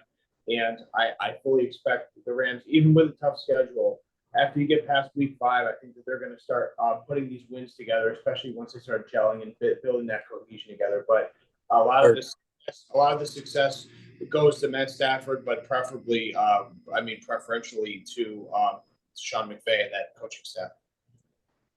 The Jacksonville Jaguars. I'm sorry, Bards, we have to move on. The Jacksonville Jaguars won by a score 31-21. They showed they had a dynamic offense, as people predicted. But shouts to Anthony Richardson, who did play well in his debut, despite almost getting his head chopped off trying to slide in for that first down instead of he was diving in instead of sliding in. I'm really liking the Jaguars. You know what I said, AR? Trevor Lawrence is going to be your NFL MVP this year. Wild card. I should make those bets on FanDuel now. Future sponsor, I hope. But so far so good for the Jaguars, scoring 31 points to start their season. How about the Jaguars particularly? I mean, I'll go here. I think the Jaguars. This is going to be a huge proclamation, but I'll make it right now. I think the Jaguars are going to be the number 1 seed in the AFC. Actually, this season, I actually think that. Great minds think alike. I actually think they have 6 games they have 2 versus the Texans, 2 versus the Colts, who are starting a rookie quarterback, and 2 versus Tennessee. So that's potentially they could win 6 games alone just there. And then if you give another 5 or 6 wins, that's 11 or 12 wins. So, and we've seen it in the past. One year, pretty recently actually, Tennessee got the number 1 seed, winning 12 games. So I think this is a year where I think maybe the Jags could actually win 12 games this year and get the number 1 seed. Yeah. So who was their wide receiver? Who was the Jags wide receiver 1 last year? Christian Kirk? Christian Kirk, yeah. Easily, once Calvin Ridley came back, should have. I don't know if Calvin Ridley's wide receiver 1, but Calvin Ridley with the comeback game, 8 receptions, 101 yards, 12.6 yards on average. Like, he had a phenomenal game. And Trevor Lawrence could legitimately win MVP. That's one. Literally look at Trevor Lawrence's climb. Look at Trevor Lawrence's climb. Steady increase. All right, so what? Well, he was injured his first year, or was that No, he was with Urban Meyer's first year, so that doesn't really count. Urban Meyer's, he had a shitty first first year. Second year was really good. This is his 3rd year now, right? Yeah, he's in year 3. Yeah. Already, look at his yards starting off already this season. I feel that the Jaguars is my sleeper team. That's my sleeper team. That to come and take it under everyone's nose, like no one's thinking about them. Everyone's sleeping on them. They have a great receiving core. Christian Kirk was good over there when he was on the Cardinals. Travis Etienne is a really good hybrid back. He's a really good hybrid back. He can run. He can catch the ball. What he does on the ground is really slept on, though. I feel like he's going to get more highlight coming into this season than he did last season. Josh Allen is a phenomenal defender. Like, their defense is great, and they have great leaders. Like, Urban Meyer not being there anymore turns that entire team around in a whole in itself. So I feel like the Jaguars did good. Anthony Richardson had a great start. Would you say he was the best rookie? Like, yeah, well, I think he showed the most potential. Would you say he was the best rookie like that debuted? Like honestly, yeah, I think so. I think like seriously, Brees Young. Well, we'll get there soon. Yeah, I think by week 5 we'll know what the ceiling is of this team because we're all agreeing that this team is loaded. They're definitely going to be towards the top of the AFC. It's just a matter of how high their ceiling, their peak is. I think with Kansas City week 2 and then with Bills week 5, by October 9th, you're going to know how good this team really is. And then through the rest of the season, it's just going to be. I mean, you guys alluded to it. The 6 divisional games, those should be cupcakes, 6-0. And I fully expect them to be right around that 11 or 12 win mark. I have full confidence that Doug Peterson's going to get them there because with his history and his background and knowledge of the game, I think that he's going to take them to the high levels that Urban Meyer wouldn't dream to do. And I think that filling out this receiving core and having stalwarts on the front four to protect Trevor Lawrence, I think he's going to have plenty of comfortable time in the pocket to develop in year 3 and really take off. This team could easily be the number 1 seed, and we'll probably know by week 5. I mean, also one thing I think that people aren't realizing is that like they play their games in Jacksonville, which is warm weather, and then they also play all their other games are either versus Houston, which is in a dome, and then you also have Indianapolis, which is in the dome. So I would say like probably like more than 3/4 of the games are going to be in either warm weather. Like they play at Tampa Bay. Tampa Bay is a warm weather city. Like more, I would say like 10 or 11 of their games are going to be in warm weather places or domes. So it's like that's definitely gonna. I feel like that's definitely gonna put into their advantage. Like Carolina, they're playing at home. Tampa Bay, they're at. That's a warm weather city. Right. Cincinnati, they're at home. They're out of a dome in Houston. Like they're playing San Francisco at home. New Orleans has a dome, so it's like more than 3/4 of their games are going to be played without elements, which is definitely I think in their favor especially because they're a warm weather team. I'm jumping on. I'm siding with you guys. I think Jacksonville got it for the number 1 seed this year. It's not even that they're going to be so great. It's that more or less like I just feel like the other teams in the AFC may beat up on each other, and Jacksonville's the one team where I feel like they're going to be able to get kind of past that gauntlet, and I feel like playing the AFC South is going to really help them. And they're very well coached. Like I agree, but like I feel like even without the beating up, I feel like this team is really solid, yo. Like I really do.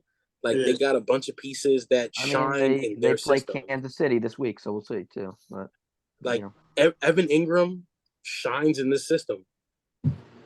You know what I'm saying? Like Zay Jones shines in this system. Like it's just I don't know. Like and Doug Peterson, like you said. So, So we had the Carolina Panthers go down to Atlanta. They lose by a score of 10-24. Atlanta's running back by committee is something to watch out for. Bryce Young doesn't step up in his first game, throwing a couple picks, only 146 yards. Tough. And Frank Reich doesn't shine in his debut as the head coach of the Jags. We did mention a lot of the things we liked already with these two franchises to mention, but anything to add with Atlanta or Carolina? Oh, I think you got those mixed up real quick. What do you mean? Yeah, you mentioned the Colts. Where's Frank Reich at? Frank Reich was the coach of the Colts for a while. Frank Reich was the coach. Reich is the head coach of the Carolina Panthers. He was the coach for the Colts. Yeah. He was the coach for the Colts for a while. You threw me, my fault. You threw me off real quick. I'm sorry. Anyways, anything to add with these guys? I'm pretty high on Atlanta. I think the jury's still out on if they can secure the NFC South title this year. I think that the Desmond Ridder, we're going to have to keep tabs on him to see his improvement through the year. But I'm a firm believer in Arthur Smith to fill out and develop this offense. I think that they're going to get better week by week, and it's just going to be a matter. I think it's going to be a two horse race between New Orleans and Atlanta, and it's just going to take time for Carolina to build. They're starting from the ground up, but I think Atlanta has pieces to build on, and they're going to be well on their way. I mean, they're going to have to throw the ball more than like 18 times with Desmond Ridder. They're actually going to have to air it out, which could be a potential problem. Like you have a ground and pound in today's day and age, it's going to be tough to run. But I mean, it could be done definitely. They're definitely gonna have to be a little less afraid of they're gonna have to be less afraid to throw the ball eventually in the second half of the season.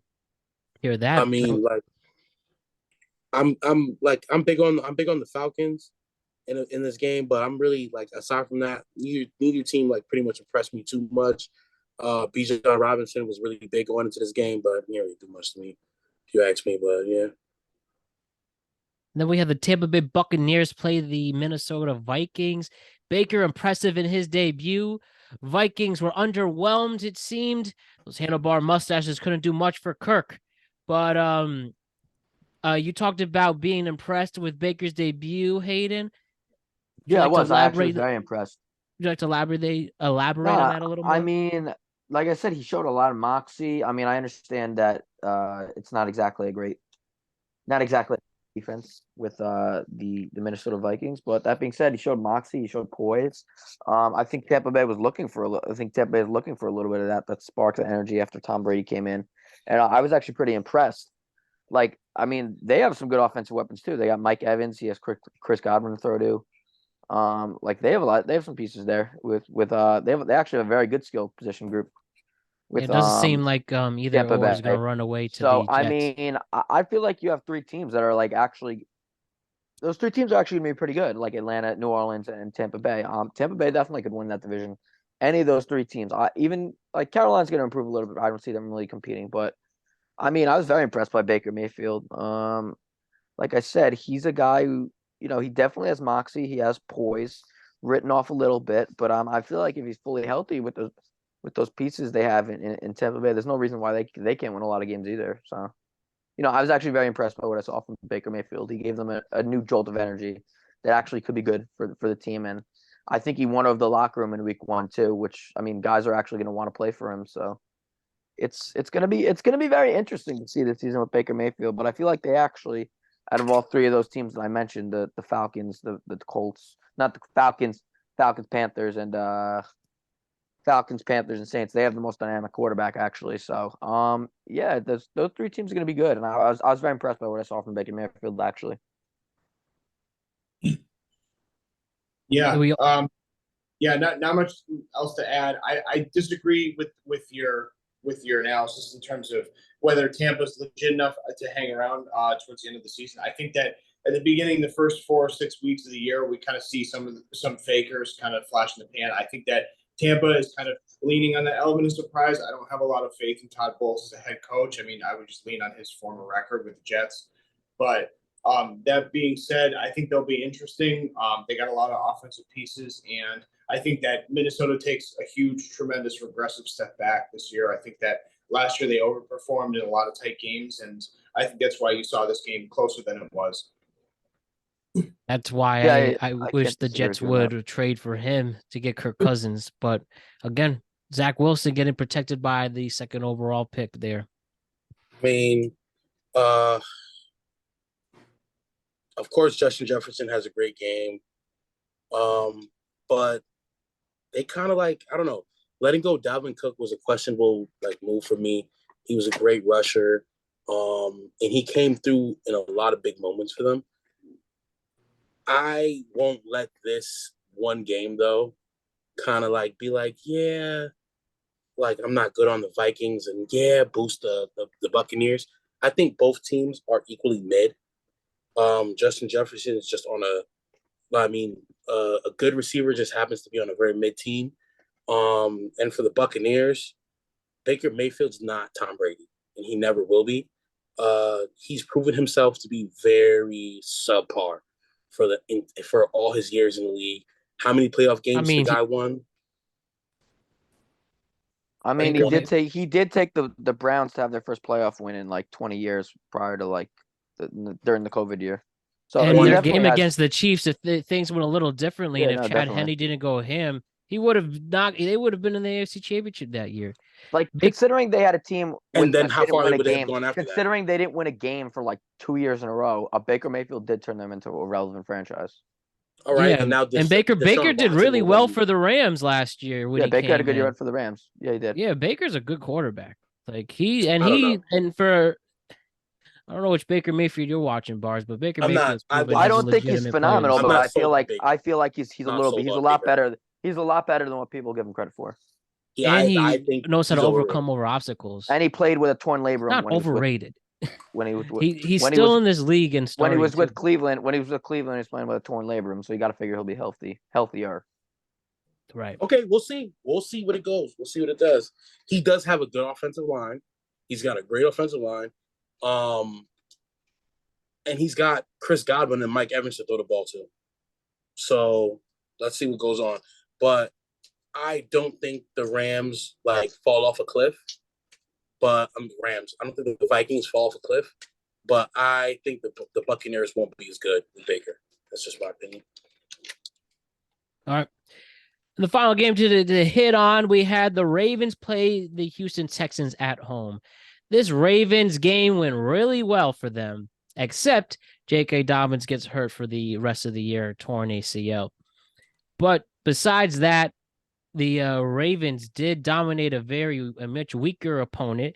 C.J. Stroud was fine in his NFL debut, but give it to the Ravens staying well on both sides of the ball, and watch out for Zay Flowers. If he can continue to show how quick and flexible and all out athletic he is going to be a great receiver in this league. That's a fact. Big fan of Zay Flowers there, but yeah. Are the Ravens going to be fine without J.K. Dobbins? Yes. Yeah. They still got Mark Andrews. They still got a decent receiving core, and they got Lamar Jackson. I think they're good. I don't actually. I think it's going to be a big problem without J.K. Dobbins. I think they're going to have a hard time running the ball. Their run game's going to suffer tremendously, and I think you're going to see they're going to have a hard time moving the ball versus some offenses. The defense is going to be solid, but I mean, we'll see. They're a very middling team, in my opinion. The Ravens with a very good quarterback. I don't love their roster entirely. I think they have a very good quarterback in Lamar, and when he's healthy, is one of the best quarterbacks in the league. But I do not love their roster, if I'm being completely honest. What do you think about Odell's first game as a Raven? It was okay. He didn't do anything that impressive, in my opinion. 2 targets. I think at this point, 2023 version of Odell is more like cake decoration opposed to the cake. I think he's more just kind of to fill out and give Lamar a few more options. But I think that this J.K. Dobbins injury is actually going to be very detrimental. I think the cornerstone of what they want to do on offense is control the clock and run it down your throat.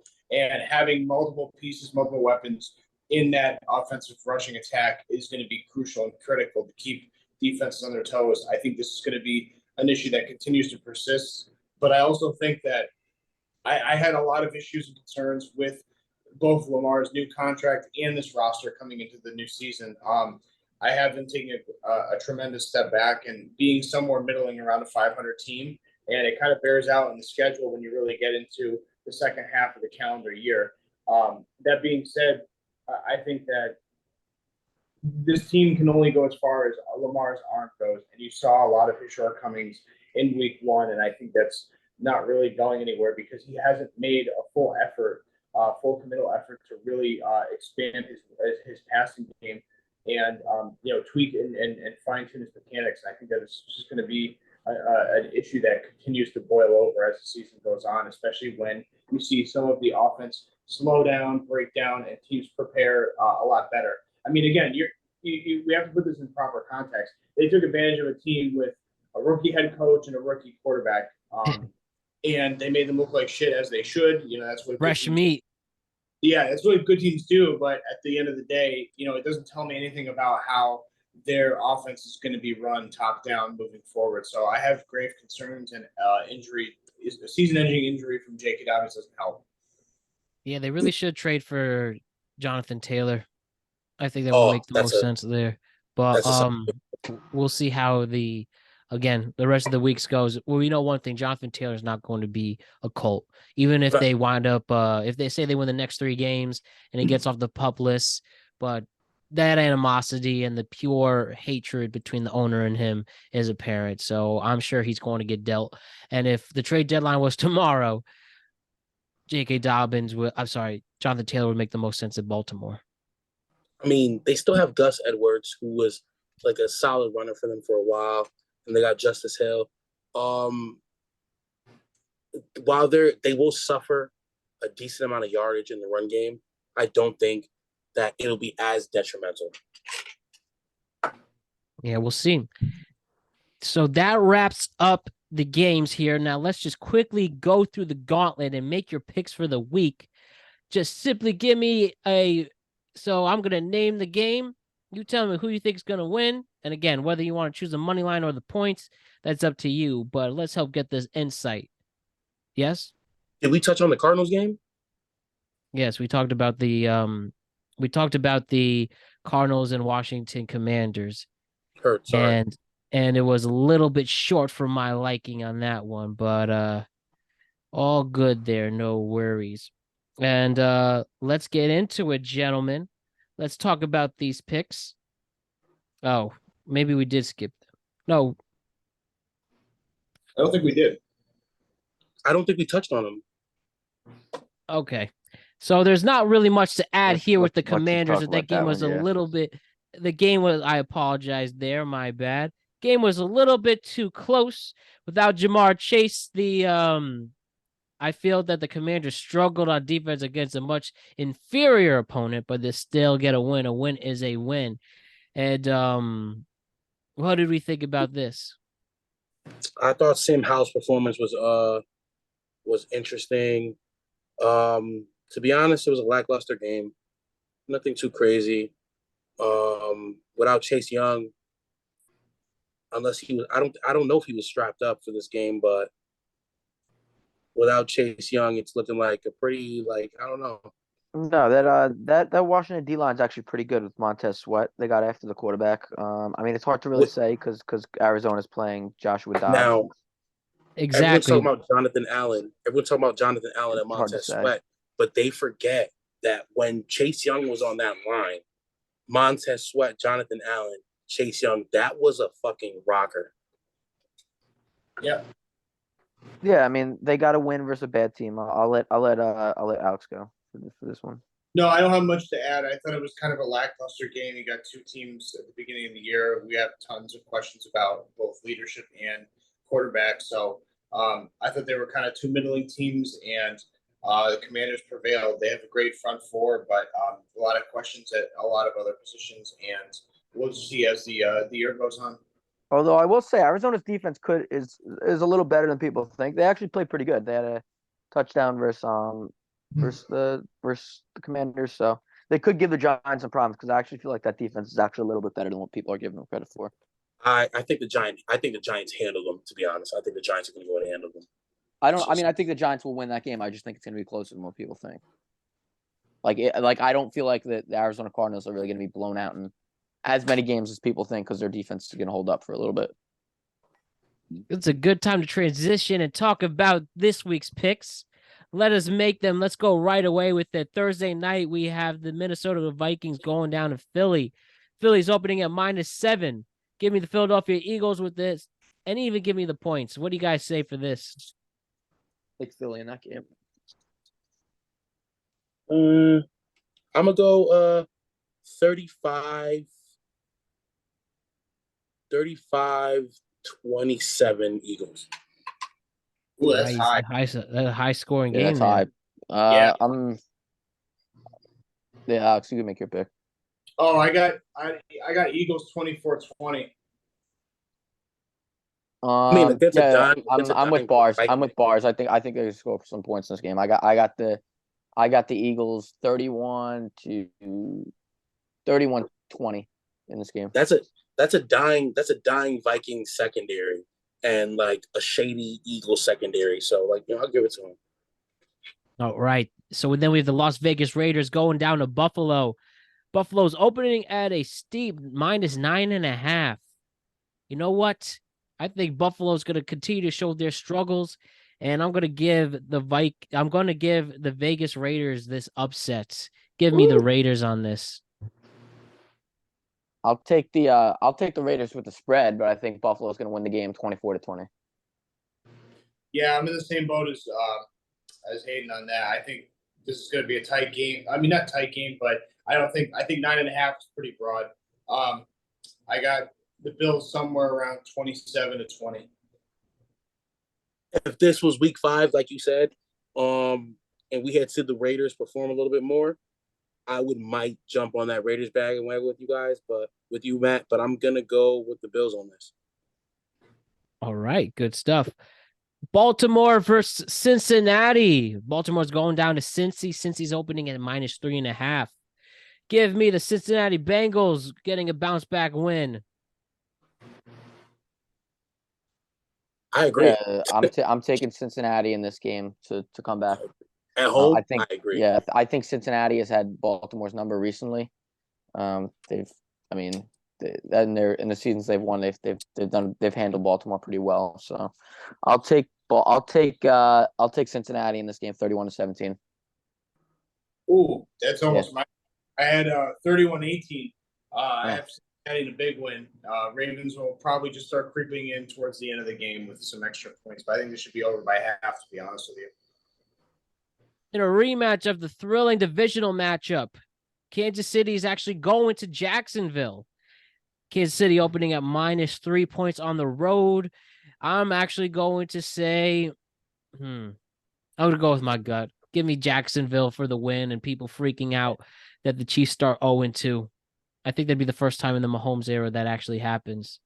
I didn't give a score on that last game, but because it's just too many factors in it for me. But I'm gonna give a score on this one, and I'm gonna go as far as to say that this is the best game of week 2, and I will say that it's a fucking shootout, and I will say it's 35-35. I mean, 35-38. Who? With a field goal win by the Jaguars. Oh, wow. Yeah, I'm taking Kansas City in this game, actually. I think it's going to be close. I'll take Kansas City 28-24. I got Jacksonville as well, 34-31. Nice. Wow, am I the only guy taking Kansas City in this game? Wow. Yeah. Interesting stuff. Eat your words, my friend. I still have the Jacksonville 1 seed, but I'll take Kansas City in this game. Eat your heart out. Chargers are playing the Tennessee Titans. Chargers are going out to Tennessee. Chargers opening at -3. Give me the Chargers on this one and hit that spread. Yeah, I'll Asante Samuel, J.C. Jackson, Khalil Mack. I'm taking the Chargers. I think they'll score more than the Tennessee Titans. I think this game they just have too much offensive firepower. Oh yeah, Austin Eckler, Mike Williams is looking decent. Keenan Allen's still healthy. I'm gonna get this one to the Chargers. I'm probably gonna say 28-17. See, I have this as a bounce back game from the Titans. I think that the Chargers, whenever you think that they're on the ascension, they kind of come back to the middle. I think that this is going to be. I think this is going to be more of a closer, uglier game. Actually, I think it's going to be something like a 21-18 Titans. Green Bay is going to Atlanta, battle of the unbeatens. Green Bay opening at -2. Give me Jordan Love continuing his undefeated season after week 2. Give me the Packers on this one. Yeah, I got Green Bay in this one. I got Green Bay. Yeah, I got Green Bay over with the points too. I have them somewhere around 20-18, 20-17. All right. I got the Falcons taking this one 28. I don't know, 28-20. Oh wow. It's an interesting take. Okay. I think the Falcons are really underrated this year. I don't think they take their division all the way, but I think they battle for that seat. And I think they give the Packers a good run for their money. It's like I want to say it's like a statement game almost. I think this is going to be a great coaching duel actually between Arthur Smith and Matt LaFleur, because you got to remember these two guys. were face to face in Tennessee as well for years. That's right. That's right. Seattle goes to Detroit. Detroit opening at -6. Wow. People really like Detroit in this. And I'm going to agree with them. Give me the points for Detroit. Give me the points for Detroit. Can we make a shirt that says points for Detroit? I'm taking Seattle in this game. Actually, I think Seattle's gonna come back. Dark horse on this one. I take it, Hayden. I like it. I'm taking Seattle in this game, like 30-24. That's high. I think it's gonna be high scoring in this game. I was somewhere around 27-21 Detroit. All right. Indiana versus Houston. The second overall pick versus the third overall pick. Interesting stuff. Indy's opening at just a -1. Give me Indy on this. I think Houston looking like they still have a lot of way. They have a long road ahead to go. And Anthony, again, I was impressed with Anthony Richardson in his first game. I'm taking Indianapolis in this game too. But I think both quarterbacks are going to play well though. Actually, I think they're both going to throw for more than 200 yards and a touchdown or two. I'm going with Hayden's prediction on both quarterbacks playing really well. But I'm pretty sure that when I started this sentence, y'all know I was going to go with the Texans. All right. I think Bryce Young has an awesome comeback game. I think that he shows everyone why he's so highly rated. CJ Stroud. Sorry, CJ Stroud. I think CJ Stroud has a great game, and he shows everyone why he was so highly rated. So, no, he actually passed the ball pretty good. CJ Stroud threw for 245 yards. So I mean, there's some potential there. Just got to get him some more help. Good running game too. Yeah, I think there'll be a lot of offensive movement, but I think there's going to be a lot of penalties and mistakes in the red zone. These are two young teams. I think that's going to be somewhere around a 13-10 Colts win. I just think that there'll be a lot of highlights and a lot of downturns. But I got it somewhere around 13-10 Colts. I'm gonna go 24-10 Texans. The Chicago Bears are playing the Tampa Bay Buccaneers. Chicago's going to Tampa. Tampa's opening at -3. Give me Justin Fields getting his first win of the year, defeating the Tampa Bay Buccaneers. Agreed. Just to show everyone with Baker, what I feel about Baker. I'm agreeing. I feel Justin Fields had a bad game. Green Bay versus Chicago is always a tough game, period. It's a rivalry game. Aaron Rodgers owns that fucking team, even when he's not there, apparently. So, Green Bay can still, so I feel like after an embarrassing loss like that, Justin Fields bounced back. He puts Baker Mayfield in the place that I know he belongs, and he solidifies himself as an active, good quarterback this year. Yeah, I got Baker and the Buccaneers winning that game versus Chicago. I don't feel like Chicago's going to be able to stop Mike Evans and Chris Godwin. What was the spread on this? -3 for Tampa Bay. I'm going to hold that line. I think Tampa takes care of business at home. I'm probably somewhere around 21-18 or 20-17. Yeah, I think they're going to win this game similar to what Alex said. I think almost 27. I think they're going to take this one 21-17. Bears for the upset. The New York Football Giants are going to Arizona. They're only opening at -5.5. I will say this will be enraging if the Arizona Cardinals actually pull this off. Give me the Giants. They should have no problem covering the spread. Giants 28-20.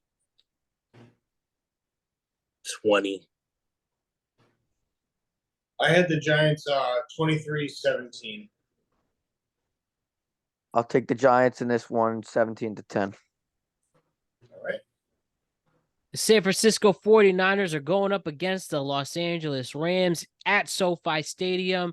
San Francisco -8 is the spread. Give me San Francisco. Though I would say give the points to the LA Rams. Believe it or not. I think they'll be able to be sneaky in it. But I think San Francisco wins only because that spread at -8 is a bit big, and I'm gonna steal A. Young's rule. Don't do spreads over 7. Yep. So give me San Francisco with that win, but give the points to the Rams. I'm taking both the points and San Francisco for the money line. I got San Francisco like 35-20. Yo, you know what? I'm off 10. I had 35-10, San Francisco. That's just how I unfolded. I just feel like San Francisco is a better defense and a better offense. I'm with Matt. I have Niners with the win, Rams with the points. I'm somewhere around 34-28, 49ers. Okay, so coming up next. Now, you know what's funny? The Jets they still have 8 primetime games. We know what happened. So before they start flexing the primetime games out, because let's be real, does the nation want to watch Zach Wilson? But for now, we have a primetime game, 4:25 at Dallas. The Jets are going to Dallas. Dallas is opening at 8.5. That's high. Pretty steep. High. Pretty high. Crazy. Give me Dallas, but there's no way they're gonna hit that spread. So give me Dallas with the win, but the Jets with the points. Yeah, I mean, I think the Jets are. I think Dallas is going to win this game 24-18. But I think the Jets going to keep it close actually because the Jets defense is elite. So the Jets going to keep this game close. I got this one at 2017 Dallas. Yeah, I'm actually right there with you. 20-16 Dallas. I just think that that this Jets defense is legit, and they're gonna give Dallas trouble even if they prevail. Yeah, it's scary. Both teams have questionable offense at this point, but like really good defense. So it's like shit. The Washington Commanders are going up against the Denver Broncos at Mile High Stadium. Denver's going to get their first win. They are -3.5, by the way. Give me Denver. Probably the most least interesting game. I'll take Washington. I'll take Denver with the points and the spread. Yeah, I got Denver with the points and the spread. Then Sunday night, we have the Miami Dolphins going out to New England. Miami's opening at -2.5. I think Miami's going to win this game, and they're going to win with the points. Ugh. Yeah, I as much as I hate Miami, I gotta agree. Yeah. I think the Patriots are going to win this game. Actually, I think at home. There's a surprising one. There's a surprising pick, but I think the Patriots at home are actually going to find a way to stifle Tua, and they're going to win that game. Really low. I'm going to give it a really low scoring game. 20 to. I'm going to go. They're going to like 20-18. Ugh, I wouldn't even do that. I'm gonna go higher than that. I'm gonna go 34-31 Miami. Boy, you have the Patriots scoring 31 points. Wow. Yeah, I don't have the Patriots scoring 31 points, but I do have Miami getting pretty high. Because their only chance to keep up with this Miami team is to outshoot them, and I think that Bill O'Brien being there with Mac Jones is going to improve their offensive chances. Yeah, their offense is going to be better, definitely. Nah, yeah, I don't think. Honestly, I don't think New England can keep up with them shooting out in a shootout. I don't think that at all. Mac Jones is no Justin Herbert. There's 2 Monday Night Football games this week. We have New Orleans going up against Carolina. New Orleans opening at -3 on the road. Give me New Orleans on this one. Points and spread. What's it again? New Orleans and who? Carolina Panthers. Oh no, exactly. Yeah, give me New Orleans with the points and the spread too. How do they have such a fucking boring game on Monday night? Well, because it's a divisional game, so that's why. They're both divisionals. I'll take New Orleans with the points and the spread as well. I think they'll be 2-0. I'm gonna go New Orleans, I guess. I'm gonna go New Orleans, even though I feel like my gut says go with the Panthers, yo. My gut is telling me to go with the Panthers. I'm gonna go with New Orleans. on this one because on paper they got the better team. All right, and then we will round it out. 8:15. The Cleveland Browns are going up against the Pittsburgh Steelers on Monday night. Cleveland opens it actually at -2.5. Give me Cleveland going to ruin the parade and Bars's night that night. Give me Cleveland over Pittsburgh. 24-17 Pittsburgh. Yeah, I'm taking Cleveland over Pittsburgh too. I got Cleveland over Pittsburgh as well. Somewhere right around 19-18. Yeah, I got them winning 17-16. 24-17 Steelers. All right. It's going to be a fun time. I appreciate you all. Thank you for going through this first week, and we'll see you a week from tonight and see how good your picks were. All right. Have a great night, gentlemen.